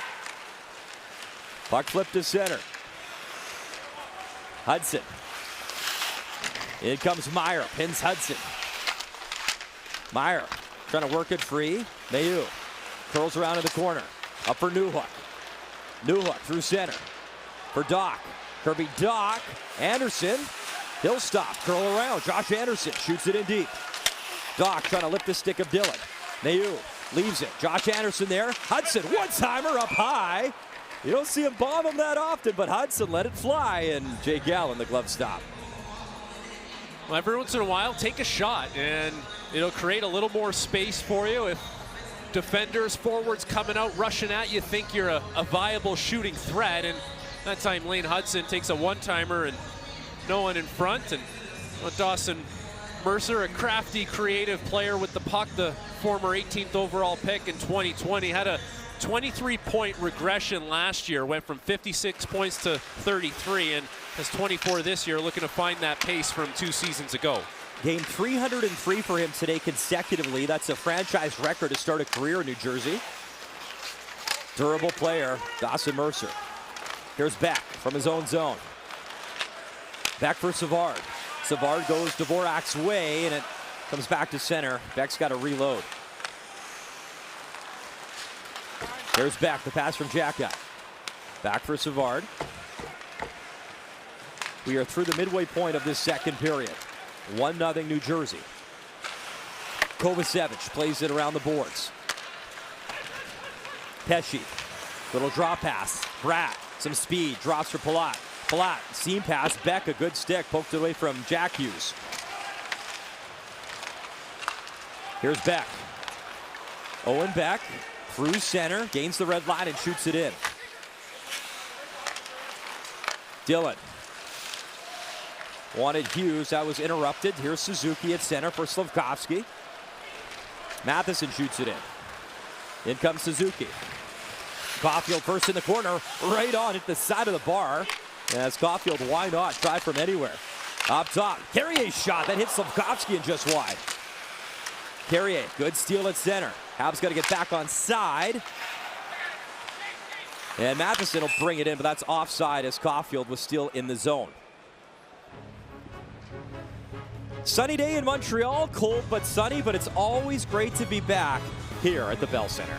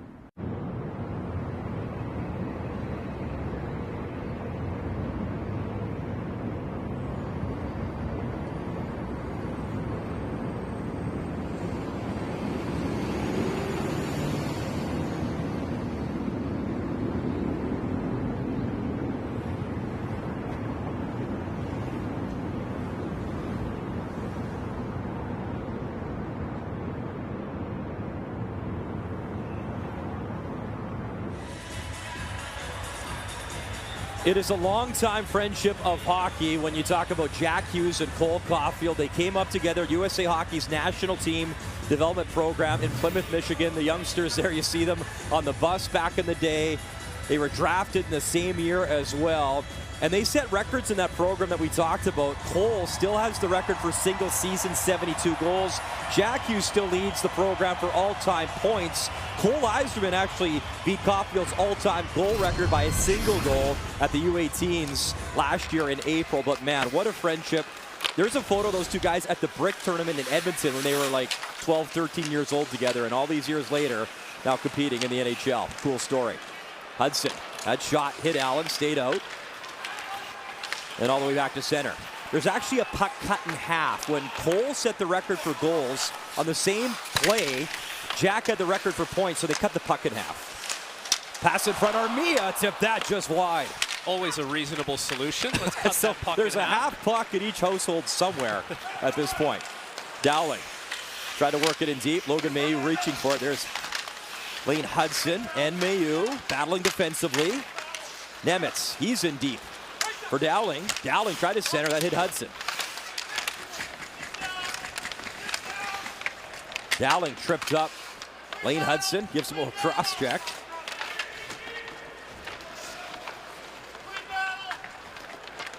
And that battle continues. Finally freed up by Cotter. He'll use the boards. Nemitz keeps it onside. Evans comes back defensively. There's Laine. Trying to work it up the wall. Luke Hughes has the puck. Hughes winds up just wide. Jack Hughes was stripped by Armia, but he sends it up top. Wrist shot, stop. Rebound, follow up, try, score. Cotter falling down, buried it. And the Devils have a 2-0 lead. This puck got stalled on the boards, but the New Jersey Devils were the ones that come up with it. And as they did that, there was so much time and space for them in the middle of the ice. It started near the benches. Luke Hughes was able to drive it through the middle. The play kept going. And then it's Jesper Bratt in the high ice, similar to how he did on his goal earlier in this game, who gets a shot on net, and Paul Cotter, who continues to work through the checking of Logan Mailloux. Mailloux goes down because he thinks he's going to block that shot, and as he does that, that gives Cotter enough time to make his way across the crease, put it into a wide open net, and he makes it 2-0 New Jersey. Paul Cotter is 13th of the season. He won a Stanley Cup with the Las Vegas Golden Knights a couple years ago. Matheson tried to stretch that up ice. And it's sent right back into Montreal territory. Icing against New Jersey. Face-off in front of Jake Allen. Now, it's a tough spot for Logan Mailloux in that situation because you see a shot coming and you weren't necessarily expecting it, so you go down and block it. But as you do that, you lose your coverage. Sometimes there's something to be said to just saying, I'm locking in with this guy in front of the net no matter what, because the shot, the goalie can have it, but that comes with more reps, more ice time, more experience at the NHL level. And it's a tough spot. You can't fault the effort trying to block a shot in front of the net. So a 2-point game now for Jesper Bratt. He continues his great play against Montreal. 7 points in 3 games this year for Jesper Bratt, and we talked about his point streak now at 8 games. 12 points over that duration. Look out, turnover. Mercer wanted the pass. It's back to Pesce. Pesce, Kovacevic across, one-time drive. Stop Montembeault. Good setup there, right to Timo Meier, who was stopped by Montembeault. And Montembeault's got to be pretty much perfect now. You're down to a team that does not usually lose when they lead after 40 minutes. Oh, and this is a team that scores, and that's been one of the things that's been consistent with New Jersey is they have the offensive players, especially high in the lineup. They've lacked a little bit of that secondary scoring, and Paul Cotter gets his 13th. He was one of those guys that got off to a hot start, had 4 goals in his first 4 games this season, and he's gone cold at times. So has Andre Palat, so has Eric Haula, but Jesper Bratt with 2 points so far in this game, and when those guys are involved in the scoring, generally it's a good result for New Jersey. Came over in the trade for Alexander Holtz and Schmid. Here's Dvorak behind the net, wanted back, and Timo Meier took it away. That drive from the far boards. Arbor Xhekaj got it right on Allen. And Jake Allen, I mean, Not a lot of highlight reel saves, but he's been solid. He's made some good stops. He's seeing the puck really well this afternoon. He's made a couple where you're like, that's not necessarily the one that you're supposed to make. The one on Caulfield, there was one on the power play, but there's been a lot of shots where Jake Allen has had a clear view and been able to make sure there's no rebound sitting there. As Montreal has struggled to create rebound chances, they're 32nd in the NHL, and they've gotten worse in that category, especially over the last 5 games. Jake Allen comes in 8-11-1, 906 save percentage, his 21st game of the season.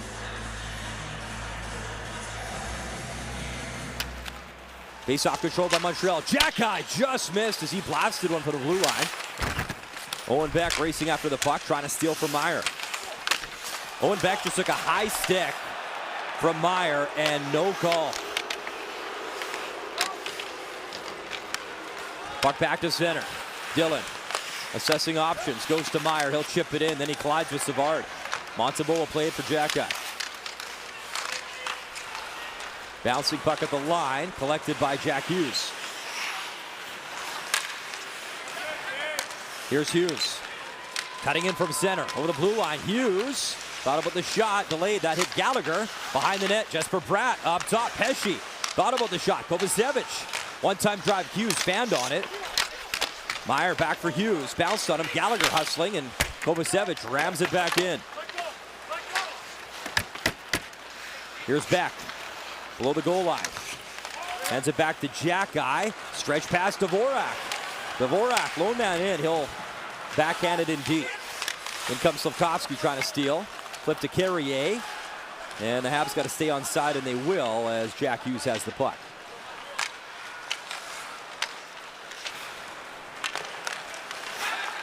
Here's Carrier.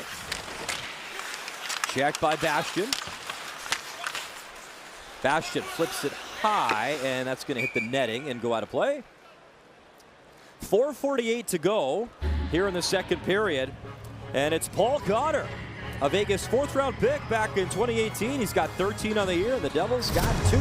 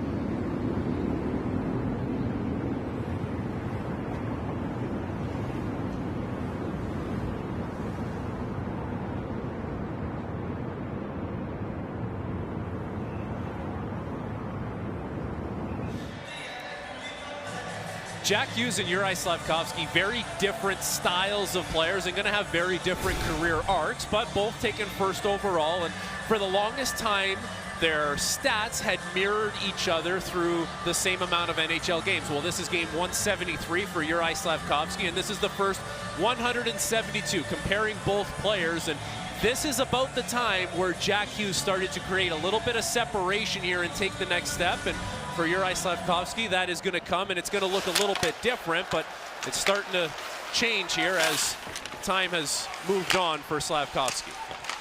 Nemitz in a puck battle. Dowling at the blue line. Had it. Continues to battle for the puck. Nason flips it towards the net. Dowling continues to work. Justin Dowling in the corner. There's Carrier.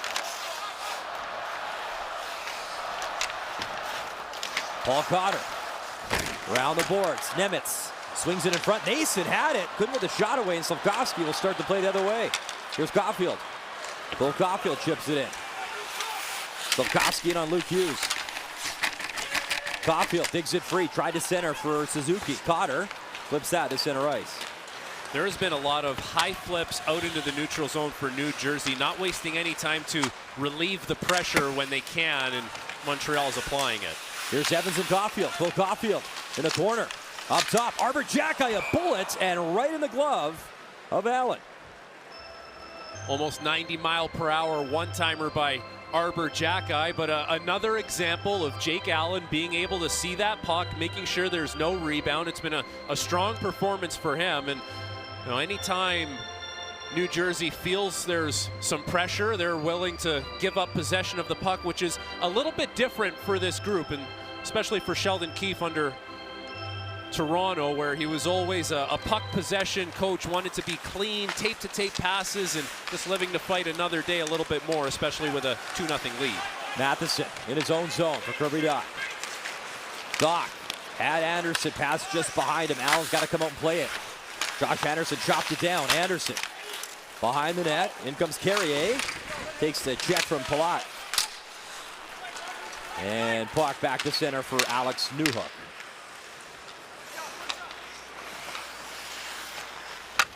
Montreal has to find a way to beat their former teammate in net here, Jake Allen. Perfect so far. He's made 19 saves. Dach in. Wrist shot. Dillon got in his way.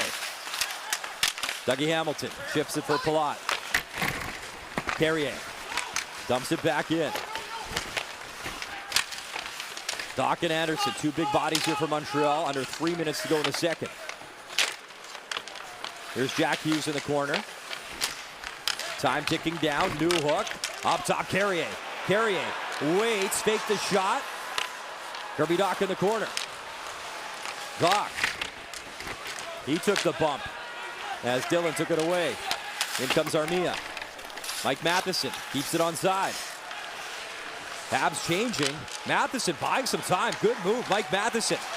Matheson round the net, tried to center. Back on the puck.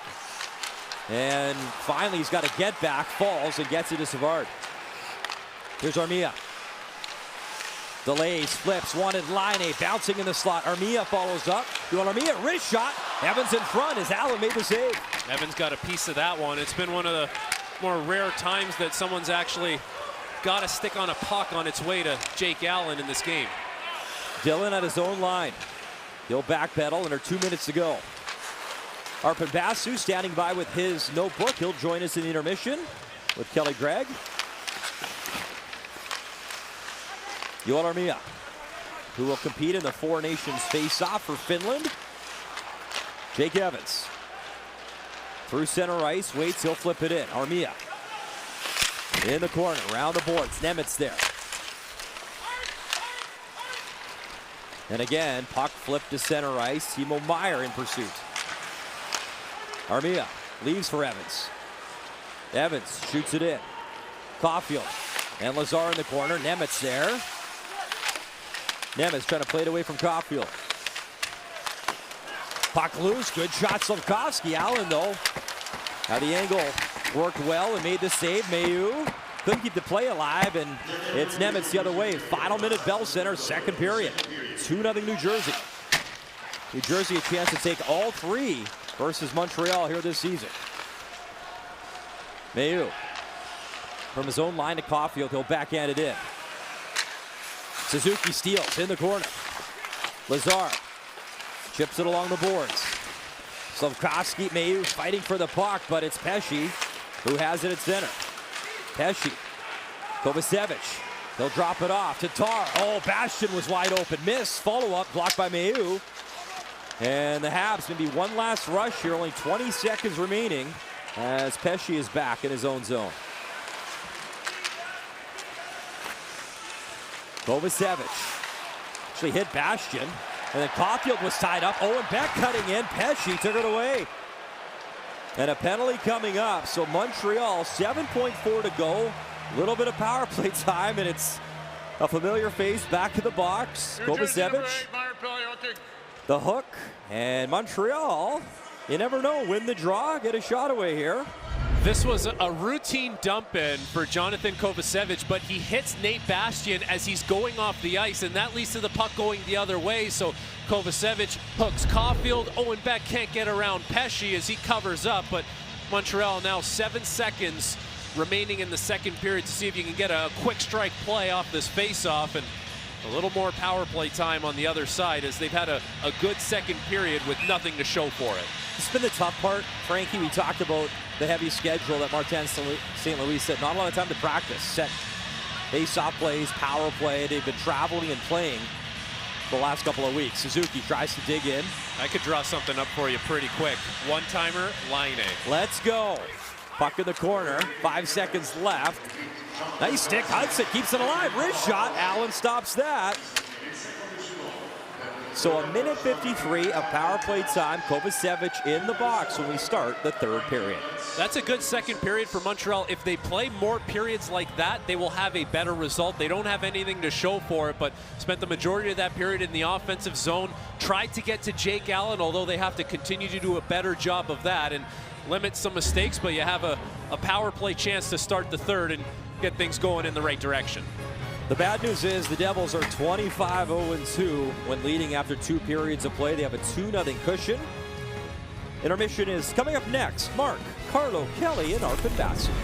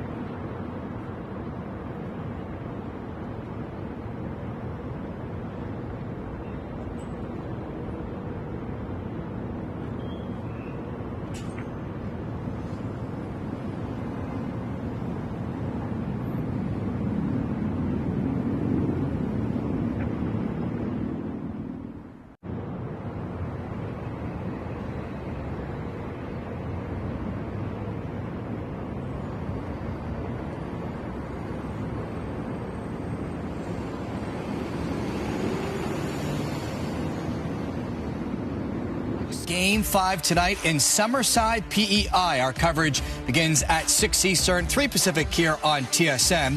Meanwhile, Owen Beck was called up earlier this week and is playing in his 6th career NHL game. He is standing by now with Kelly Gregg. Owen, your 5th game with the Habs this season. How are you making the most of this opportunity? Yeah, really just trying to use my skill set, try and bring energy to this team, and try and contribute positively however I can. I know it's a young team. Who are you looking to in the room for advice, words of advice, inspiration here when we get into these tough stretches? Yeah, obviously the leadership group, and I'm relying a lot on my line mates as well. They're really helped me adjust to the system quickly here, and help me out on the bench and everything. Thanks so much, Owen. Yeah, thank you.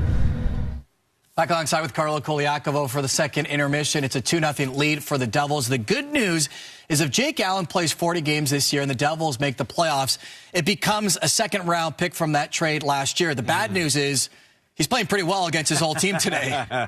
He really is, Mark, and I think he's been the difference in this game so far as New Jersey's leading 2-0. And good for Jake Allen. He's a guy who spent a lot of time in Montreal, feels very comfortable playing at the Bell Center, already has a win under his belt in their first meeting and is playing extremely well in this one. And he's been the guy right now that's been the calming influence for the New Jersey Devils because for the most of this game, it seems like Montreal's had the upper hand. They spend a lot of offensive zone time. They dominated that second period. But it's been the play of Jake Allen that's kept this game in New Jersey's favor. He's looked really strong, really confident, really poised in the net, and he's made some really, really big saves, frustrating the Montreal Canadiens right now, who are really having a hard time generating grade A scoring chances and finishing on him. And how often have we seen that, where a team gets so many chances, they can't bury it, and then at the other end, there's a broken play, and that other team scores right away? This is your prototypical game on how that story is written in most books about hockey, where you feel like you're doing so much, you're down in the game, and then it's a breakdown in your own end that ends up in the back of your net. Now the mountain seems way higher to climb. And as much as we talked about in the first period where it was just a defensive zone breakdown, there's a lot of players playing different positions in this pack right now. Laine's down low. Evans is up high. You got 2 defensemen in front of the net. One guy's trying to block a shot. The other guy doesn't know where the man is. And it's a combination of a lot of things got bad. And it's just Paul Cotter being in the right place at the right time. And New Jersey doing what they've been doing well so far in this game, capitalizing on Montreal's defensive breakdowns and finding a way to create scoring chances. And it's Jesper Bratt in on both goals. Is your message in the Canadiens dressing room right now, just keep playing the way you kind of did there in the second period, that eventually bounces go our way and we start with a power play, maybe we just get one and suddenly there's life into this building? Absolutely, Mark. That's the only message you can share if you're Marty St. Louis, the coach of this team. You outshot New Jersey 14-6 in that period. You had the better chances. You got the unlucky break. You've got a lucky break now with a penalty going against the Devils late in that period. You're going to start the period with fresh ice in the power play. Their power play created some good chances that period. You're only down by 2. You wonder what a break on your side could do for the outcome of this game. First 2 minutes of this period are going to be critical for the Montreal Canadiens. You got a power play. Find a way to get a goal past Jake Allen and see what happens. If you get the crowd back into it. Yeah, absolutely. That man advantage was such a big factor in their win against the Sharks earlier this week. They hope it ignites something in the third period with the Devils up 2-0. When we return, Arpon Basu joins Kelly Gregg with the latest on the Canadiens.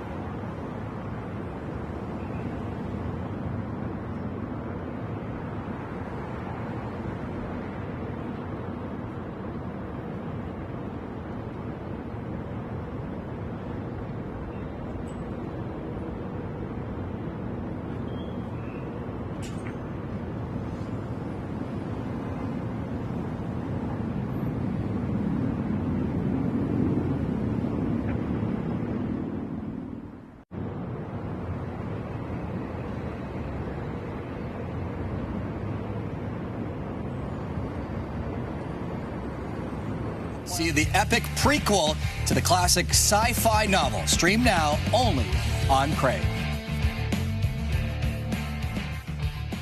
Sitting 6 points out of a playoff spot, it'll be interesting to see what the Montreal Canadiens do at the trade deadline. And regardless of what moves they do make, the rebuild continues, and there's a serious opportunity here for the organization to see the future of the team now. With more on that and much more, here's Kelly Gregg with senior columnist Arpon Basu.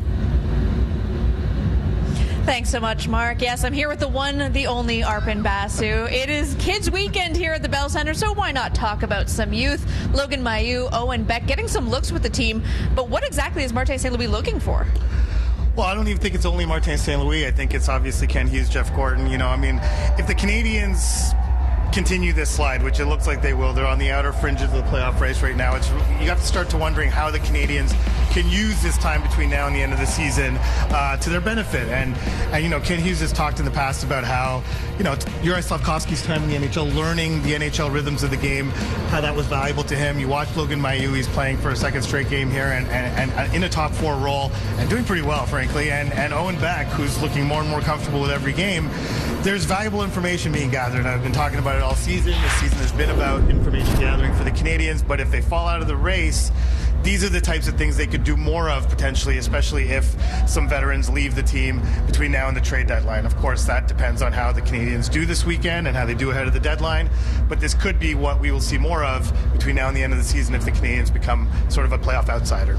Well, looking at the lineup, Patrick Laine moving down to the fourth line, Josh Anderson taking his spot on the second line with Newhook and Doc, and you like what you're seeing from that line? Well, what's not to like? I mean, honestly, like you saw it right off the bat. First shift of the game, they started both periods in this game, but the first shift of the game, Josh Anderson goes, uses his physicality, wins a board battle. Doc winds up with a chance right in the slot, and that's what Josh Anderson has brought to this line. And Kirby Dach has really come to life since that's happened in the game in San Jose. Now, we made a lot about, you know, Dach being benched for the vast majority of the game in Anaheim and Laine getting benched for all but one shift in that third period, but the resulting change has been a net positive for Kirby Dach, I really think, and it shows just the growth of Josh Anderson over the course of the season, not getting bogged down. Listen, he hasn't had a point in weeks, but he's doing things like tonight. He gets a breakaway out of his hard work, and he's created lots of chances and lots of space for his two speedy line mates that he's playing with now. It's been a tough stretch for the Canadiens in recent weeks, but they're down by 2 now, but you like what you're seeing this afternoon. This is their best game in weeks. I mean, honestly, like, they are down by 2.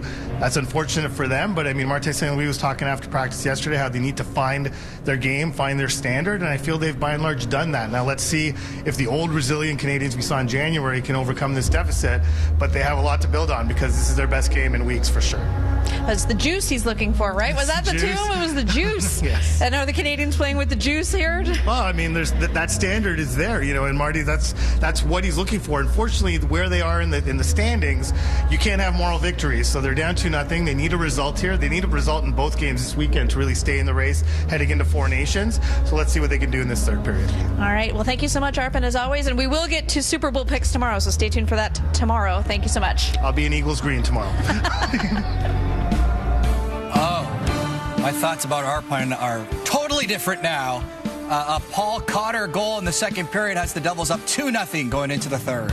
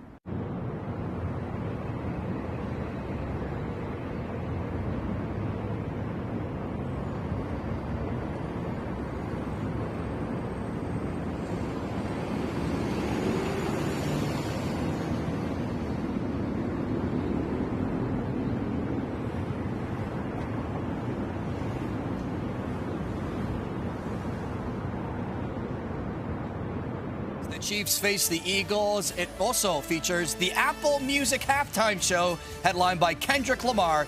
It all goes down tomorrow at 6 Eastern, 7 Atlantic on TSN and CTV. A couple of afternoon hockey games in the National Hockey League. Let's begin with the Red Wings and Lightning. Detroit holding down that final wildcard spot in the East, but it's Tampa on the board here as Nikita Kucherov feeds Eric Chernak. He rips one for the blue line and scores. Kucherov with 2 assists in the period. Tampa scored in 4 in the period. They're up 4-3. The Hockey Club taking on the Hurricanes. Second period, Utah on the power play, but Seth Jarvis finds a streaking Sebastian Aho for the shorty. That's Aho's second goal of the game and 20th of the season as Carolina leads 5-2 after 2 periods of play. Meanwhile, in our game in Montreal, it's a 2-0 lead for the Devils. Paul Cotter's 13th goal this season. That matches a career high, and also another point for Jesper Bratt as the Canadians are down, but will have a power play to kick off the third period. And with the call of that third period, once again, here's Brian and Frankie. Mark, Montreal's goalless streak on home ice has reached nearly 149 minutes. Slafkovsky has had the last goal. That was the first period versus the Jets back on January 28th, but they got some power play time, and they got a guy in Kirby Dach who's finding his legs here in this game, Frankie. Yeah, he's had a strong game. He's been moving his feet. He's had the puck, and he's had the puck in the middle of the ice. Now, they are coming off a road trip where they had 3 power play goals. 2 of those power play goals were from the second unit, and Kirby Dach was involved. So you have a power play to start this period. If the first unit can't get something done, it's the signs of a healthy power play when the second unit is contributing, and maybe that can be the case to start this third period. Sheldon Keefe and the Devils 20 minutes away from the Four Nations face-off break. Montreal trying to play spoiler here. Slafkovsky will chip it in. New Jersey on the penalty kill for 1:45 with Kovacevic still in the box. Here's Hudson. Hudson from his own zone. Lays it back. Suzuki. Nick Suzuki through center. You can feel the crowd just wanting something to happen here positive for Montreal. Hudson. He gave it away, and Mercer might have some space shorthanded. Dawson Mercer. Checked by Hudson. And Mercer kills off some more time with a backhand in. The teams are really starting to sniff out how Montreal wants to enter the zone on their power play. They like to make a lateral pass right at the blue line, but everyone's crowding that ice, and Lane Hudson got jammed up. Here's line A. And that Sauce puts Hudson back to center. Patrick Laine will just sweep it in, and that's off the glass and high and out of play. So the face-off will come to center ice outside of the Devils zone. Pre-scouts in the NHL are a funny thing because as soon as one team finds a solution and catches on to something, everyone else will continue to do that on a night-to-night basis unless they're not paying attention. But if you watched LA, you noticed that Montreal couldn't get in. New Jersey's doing the exact same thing. They're crowding the ice where the puck enters, and then Montreal can't make that pass going across the blue line the other way. It's prevented them from getting into the zone a number of times in this game. Frankie, even before that happens, sometimes you'll see Matheson, like right now, skate it up, fake the drop pass, and then just drive right through everybody.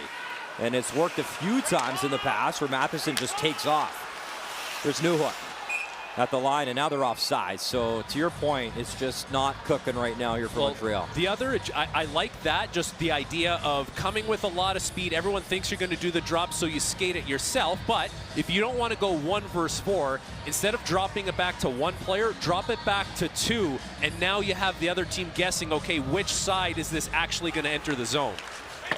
Here's Matheson. He'll shoot it in. Dvorak. Arikala has the puck, and a good kill continues here for the Devils. 20 seconds left in a minor penalty to Kovacevic. Matheson lays it back. Newhook. Over the line for Dach. Dach will bring it in. Nice move. Kirby Dach buys some time. Trying to fight off Pesce. Matheson couldn't get it by Pesce, and now it's a 2-on-1 for the Devils, led by Hughes. Hughes and Bratt. Hughes shot, score! What a rocket up top, and Jack Hughes has made it 3-0 New Jersey. And second point of the night for Jack Hughes as he gets on the board, a shorthanded tally, and it starts off the entry. Montreal not able to keep possession of this puck. It gets turned over, and it ends up becoming a 2-on-1 going the other way. A quick little outlet pass, and this is clear-cut 2-on-1. Matheson can't do anything to go over to Hughes because he's so skilled and he's so quick at reacting. He would thread that right across to Bratt. So you give Jack Hughes the shot, he takes it, beats Montembeault high on the blocker side, and instead of a power play goal for Montreal, it's 3-0 for New Jersey. Up top, Jack Hughes. Here's Arber Xhekaj. He'll cut in with speed. Xhekaj centers, as Xhekaj leads all Montreal Canadiens with 4 shots on goal in this game. Potter took a shot from Anderson, but he got it in deep. Montembeault plays it for Armia. Remember, Jack Hughes was the OT hero in this building in the last meeting, scoring in overtime for the Devils. Arber Xhekaj up the right side, bouncing at center. There's Josh Anderson, knocked down by Evans with Armia. Jake Evans, wrist shot, stopped by Allen. And the follow-up, tried to center, puck in front, still backhand, Allen again. That time, he robbed Josh Anderson. Armia. Evans.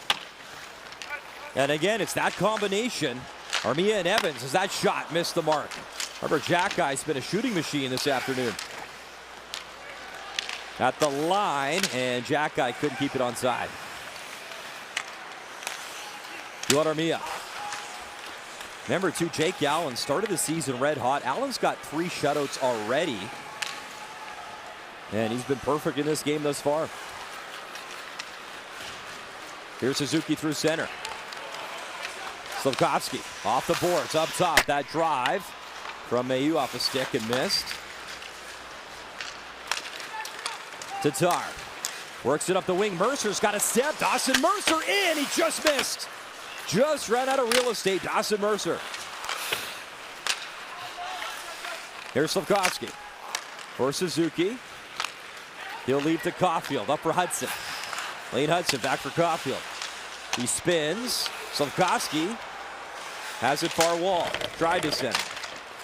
He got taken down, and Lane Hudson has the puck.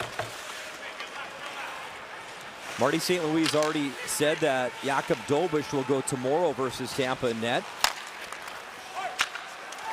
Arber Xhekaj will shoot it in. 4 minutes gone in the third. Jack Hughes starts the play. Picked off by Dach. Kirby Dach. Up for Matheson. He'll jam it in. Off the back of the net, Josh Anderson. Carrier. His drive missed. Mike Matheson chips it into the corner. Andre Palat there for Pesce. Anderson, man, he had him lined up, and he missed him. Newhook. Alex Newhook into the corner. Kirby Dach. Works it for Owen Beck. Beck at the goal line. Beck in front. That hit the leg of Pesce, and it's all the way down to Montreal territory. Well, it's such a deflating goal to give up that 3-0 goal early in the period. So Josh Anderson trying to get a little energy into the building, little energy onto the bench, takes a healthy run at Brett Pesce. Matheson in. Pad stop as the left pad of Allen kicked out. Here's Xhekaj. He'll keep it in. Gallagher digging for it with Dvorak. Luke Hughes trying to dig it free. And Hughes has the puck in the corner. Luke Hughes along the wall for Cotter. Savard, little cross check. Savard's got the puck. Gallagher behind the net. Brendan Gallagher. Gallagher digs in. Side of the net. In front for Dvorak. For Savard now. Savard up top. One-timer Xhekaj again, and that just missed. Arber Xhekaj has loaded up the cannon here. He is shooting everything towards the net. That's icing. And a couple different one-timers for Xhekaj. There's the one across the ice. There's the one off the pass, and he's had a few. And for New Jersey, it hasn't necessarily been the most confident of defensive games for them, but Jake Allen has played well. They have scored, and now the longest active winning streaks by the road city. The New Jersey Devils look poised to make that potentially 10 games and take over top spot against the Toronto Maple Leafs and Calgary Flames. Caulfield right on. Allen stopped that. Hudson keeps it onside. He'll drift one back in, but that came right to Dowling. Nace in the back end right to Hudson. It is amazing. 9 straight at the Bell Center for New Jersey. And the Habs have not won in regulation here against the Devils since 2016, almost a decade. Suzuki got a touch. Kovacevic first on the puck for Pesce. Mercer, a little backhand, got it to center. Logan Mailloux. And Slafkovsky there as well with Caulfield. Back to center. Mailloux for Slafkovsky. Hit by Haula. That battle continues, and Pesce has it at his own line. That'll be icing against New Jersey.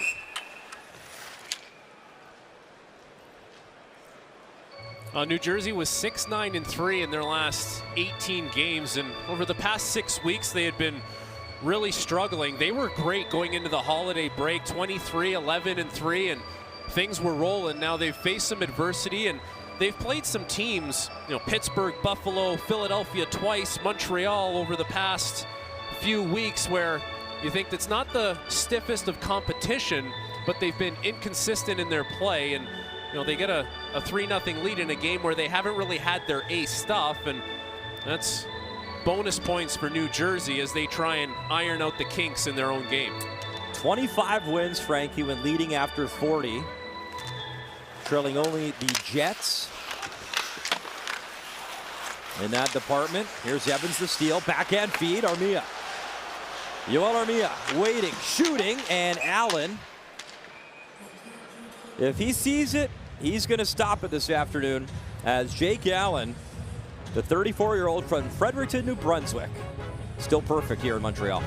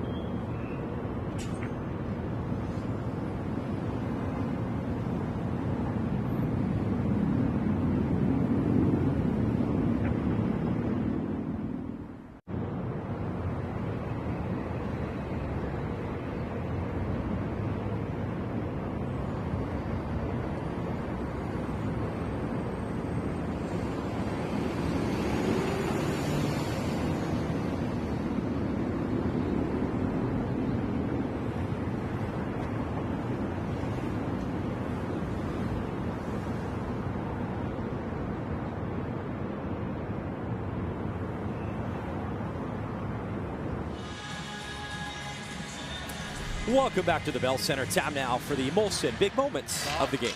It's been a strong afternoon for Jake Allen, the former Montreal Canadian. Here's one of his best of the day off Josh Anderson, who sneaks in behind Luke Hughes, tries to go to the backhand and elevate it, but Allen stays with it the whole way. 1-0 game at this point, and now the New Jersey Devils up to a 3-0 lead well into the third period.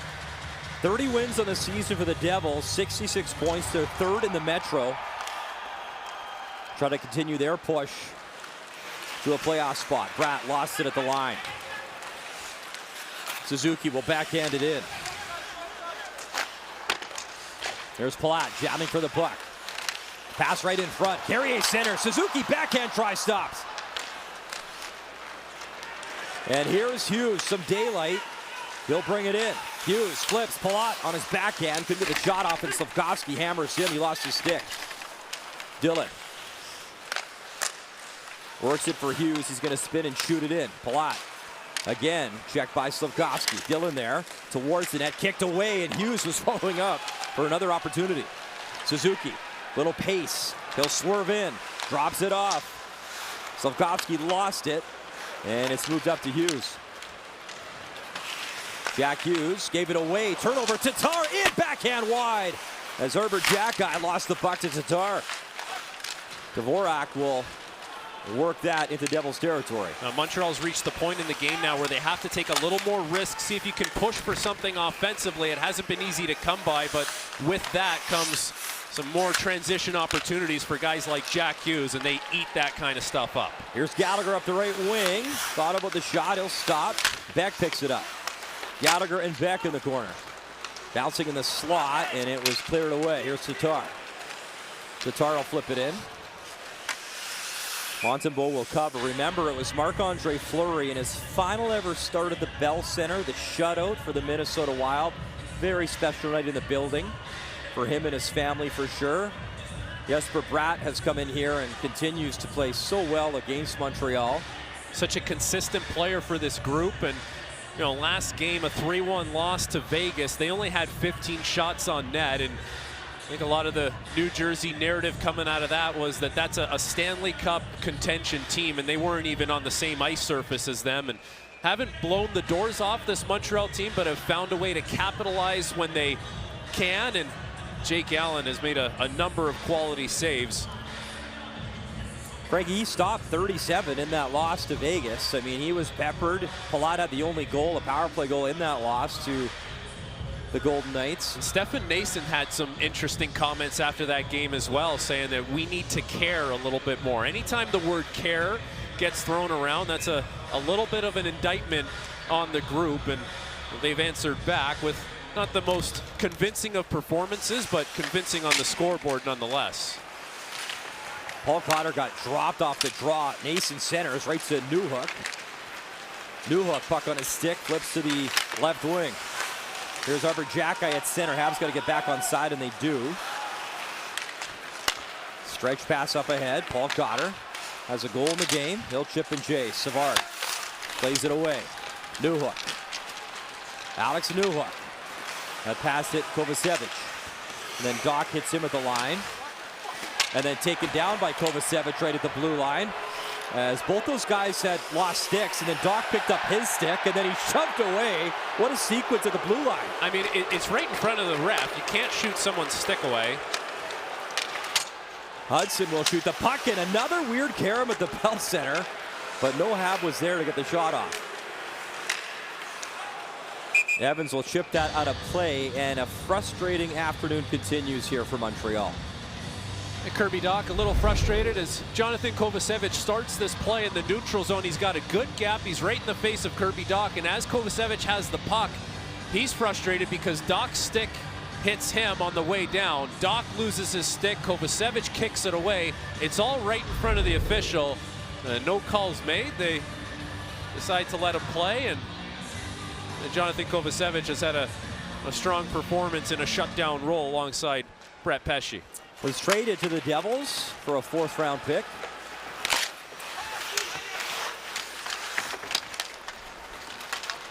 Hudson's got to hustle back and will, as Mercer was looking for an opportunity.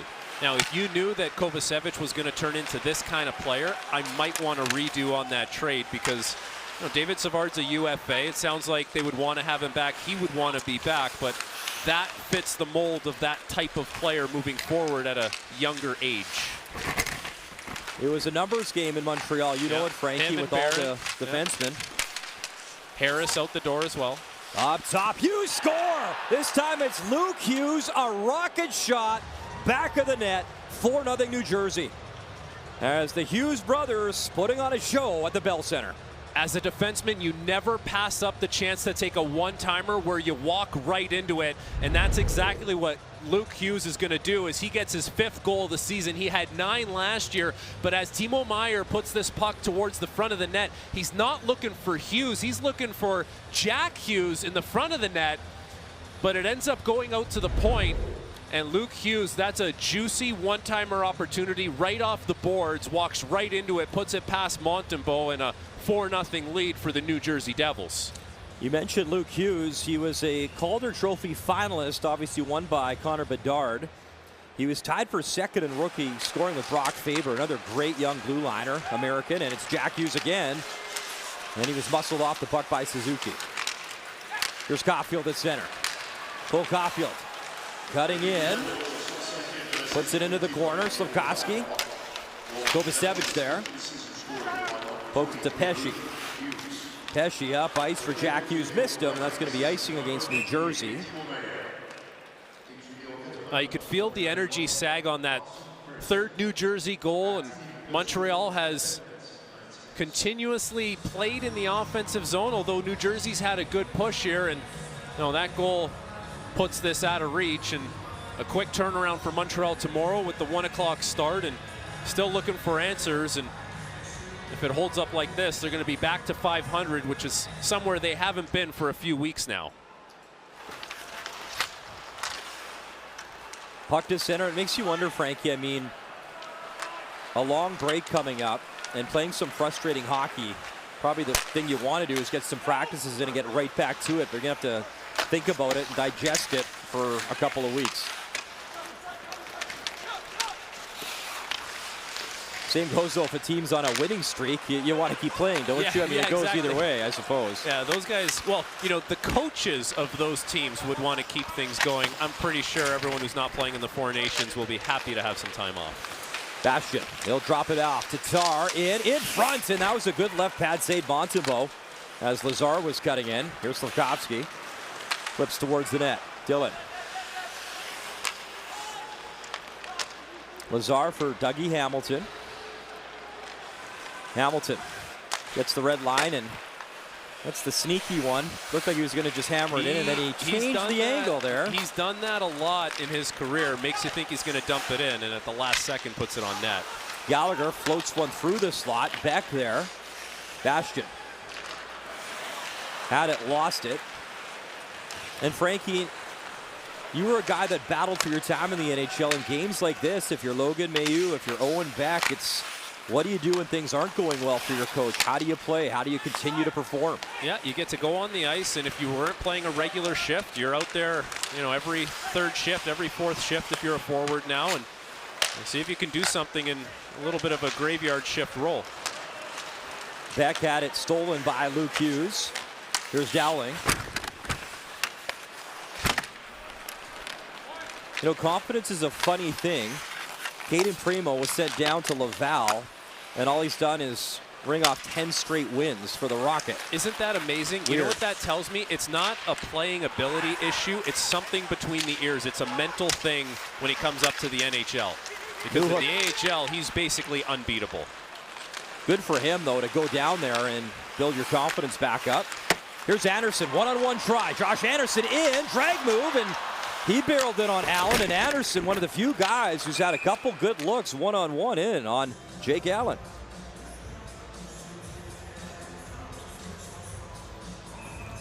The Hughes brothers, couple goals, Jack and then Luke, and it is 4-0 here in downtown Montreal.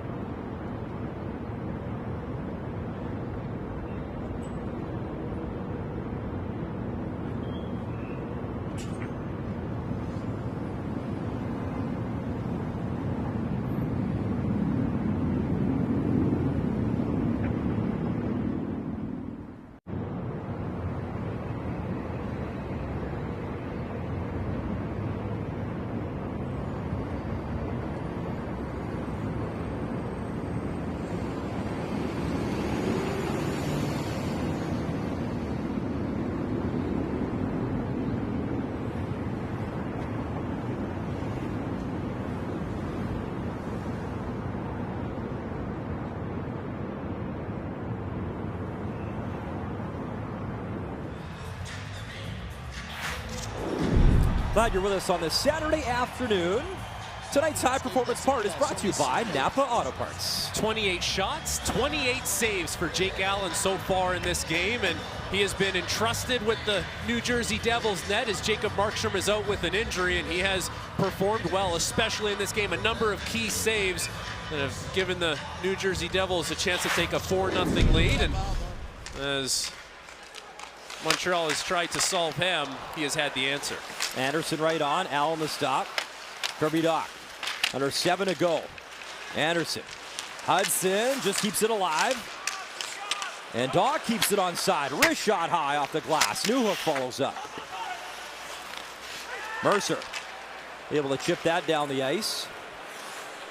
And a penalty coming up to Montreal. Montreal, number 17, has a 2-minute minor for roughing. So roughing to Josh Anderson, and you feel his frustration, Frankie. He hasn't quit. He's worked hard. He's got his legs going. He's had some chances. Listen, he's played with a lot of intensity, a lot of effort, brought some energy to this game when it's been lacking. And Erik Haula gets in his way, a little bit of a moving pick, and Anderson didn't appreciate that. So a couple shots to the back of the head of Erik Haula lands him in the penalty box. And this New Jersey Devils power play back to work. It was 1 for 1 on Thursday, the only goal they scored in that game. 0 for 1 on this afternoon. Evans off the draw, and he gets it by Dougie Hamilton.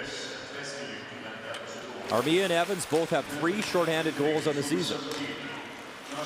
Jack Hughes maneuvers the line and has to reset at center.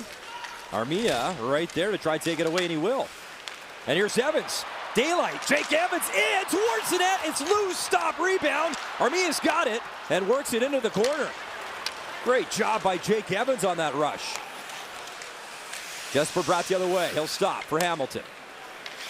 Bratt with it. Throws it down low. Wanted Palat. Nason was looking to pop it right to Palat at the side of the net. There's Hamilton. Hamilton drives one. And again, right in front. It's Stefan Nason, the screen. Hamilton's got the puck. Jesper Bratt. Hamilton takes the shot. Jack Hughes drops it off for Bratt. Back to Hughes.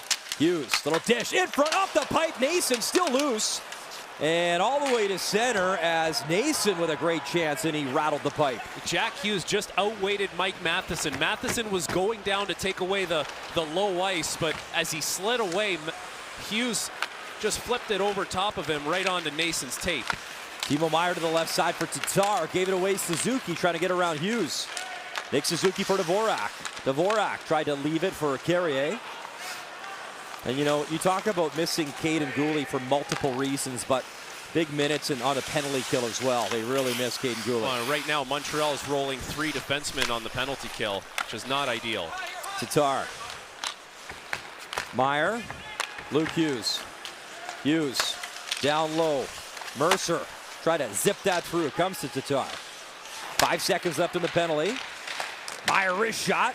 Hit Carrier, went wide. Follow up off a stick and off the netting and into the Bell Center crowd. So we're 5 on 5 and Montreal 2 for 2 on the penalty kill.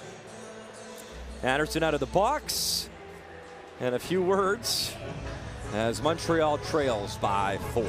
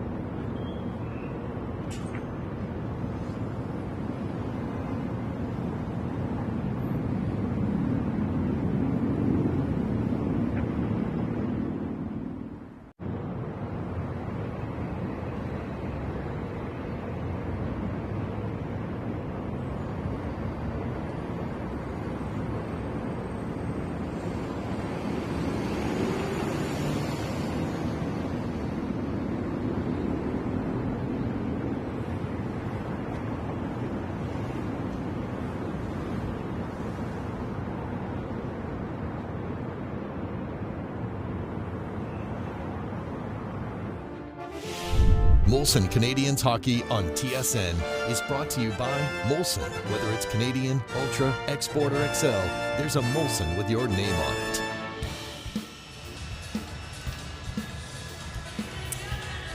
Welcome back to Montreal. So Jack Hughes, a great afternoon. 99th career multi-point game for New Jersey. 9th all-time in Devils history. He'll tie Bobby Halik with his next one. But the young fans in the building, they're having a good time regardless. Enjoying the atmosphere on the Super Bowl weekend. Here's Anderson barreling in with Newhook. Anderson tried to center and a good play. Kovacevic to break it up. Cotter racing in on Carrier. Under 5 to go, third period. 4-0 Devils.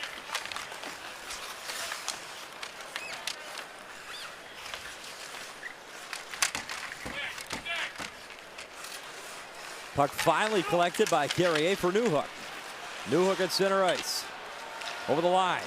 Weaves in with Anderson. Kovacevic again broke it up. He's quietly made some nice defensive plays here back at the Bell Center. Kovacevic. He really has. He looks comfortable. He's playing big minutes against good opponents. And you think about his time here in Montreal, mostly a third pair guy playing reasonable minutes, but he's taken a significant step in his NHL career this season. Mailloux off the boards. Caulfield slams it in. In comes Suzuki.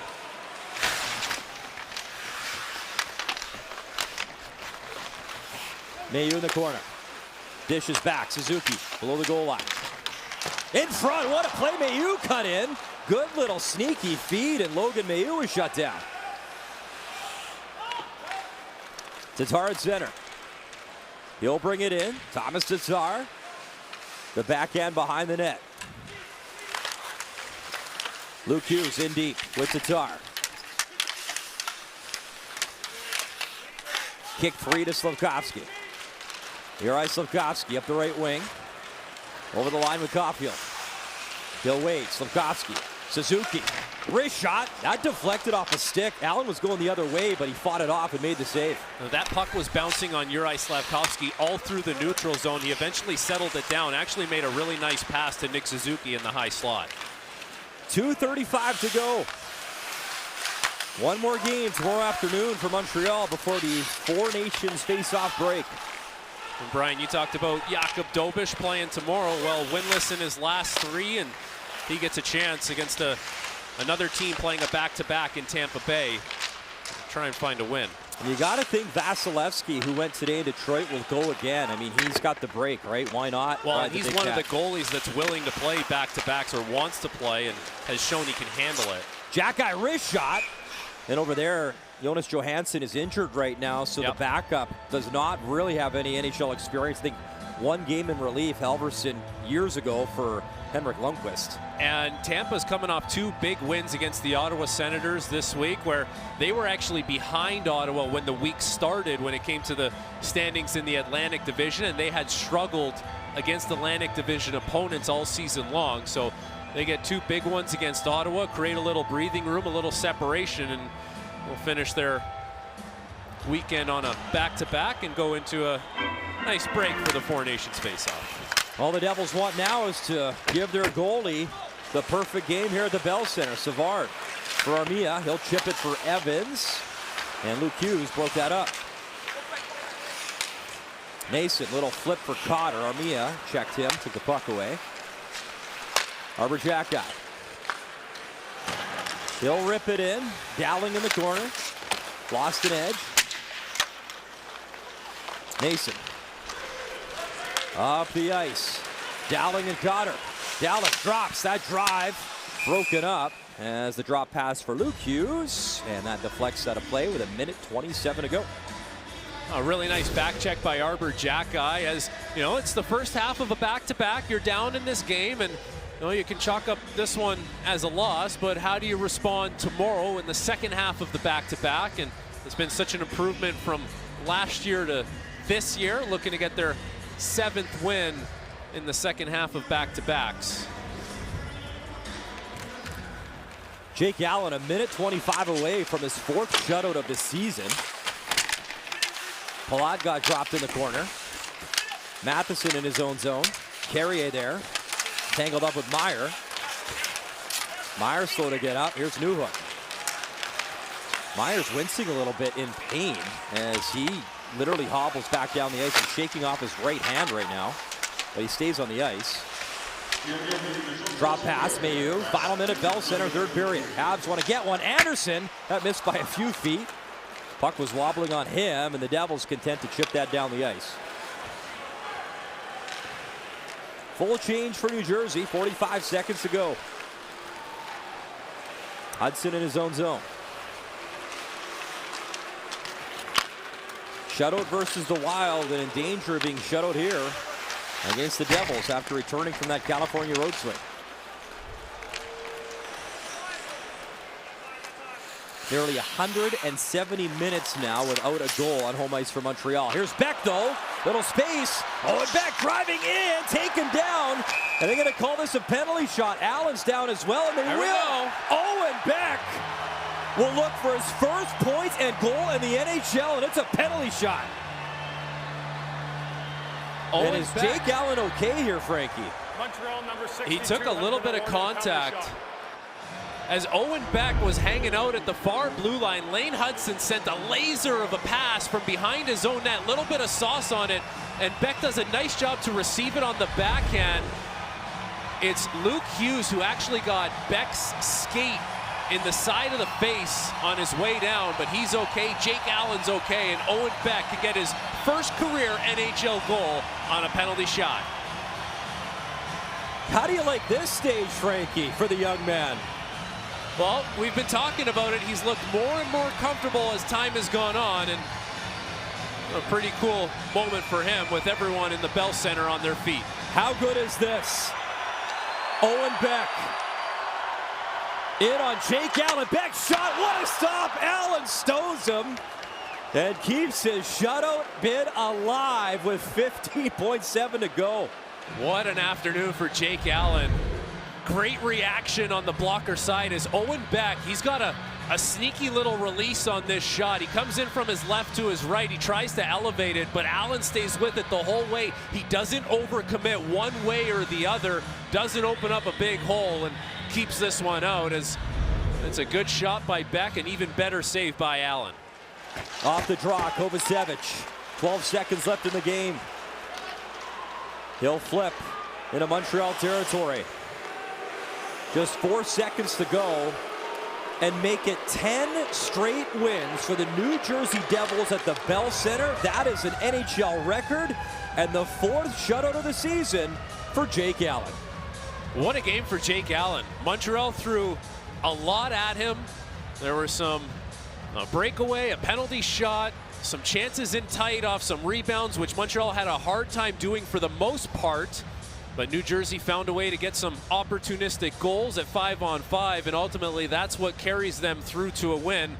Although Montreal had some moments in this game where they carried the pace of play, it ultimately wasn't enough as New Jersey wins 4-0 at the Bell Center. Time now for the Molson 3 Stars, and it's his first ever shutout versus Montreal. Jake Allen at number 1, and Frankie, those other two guys were brilliant again against the Habs. And for New Jersey to have success, those are the guys that lead the way. Jack Hughes, 3rd star with a goal and an assist, and Jesper Bratt, the 2nd star. He got the party started for New Jersey, opening the scoring, and Jake Allen, of course, 34 saves. Isn't he number 34, Brian? Not bad. For Jake Allen, back at the Bell Center, the former Montreal Canadian. Look at you, numbers guy. Oh, yeah. Like it when a plan comes together. All right, one more game before the Four Nations face-off break. It's tomorrow, 1 Eastern time. Lightning Canadians. The Habs actually can sweep the season series versus Tampa. So that's tomorrow afternoon as the New Jersey Devils, 2 points on the road. Thanks for watching, and good afternoon from downtown Montreal.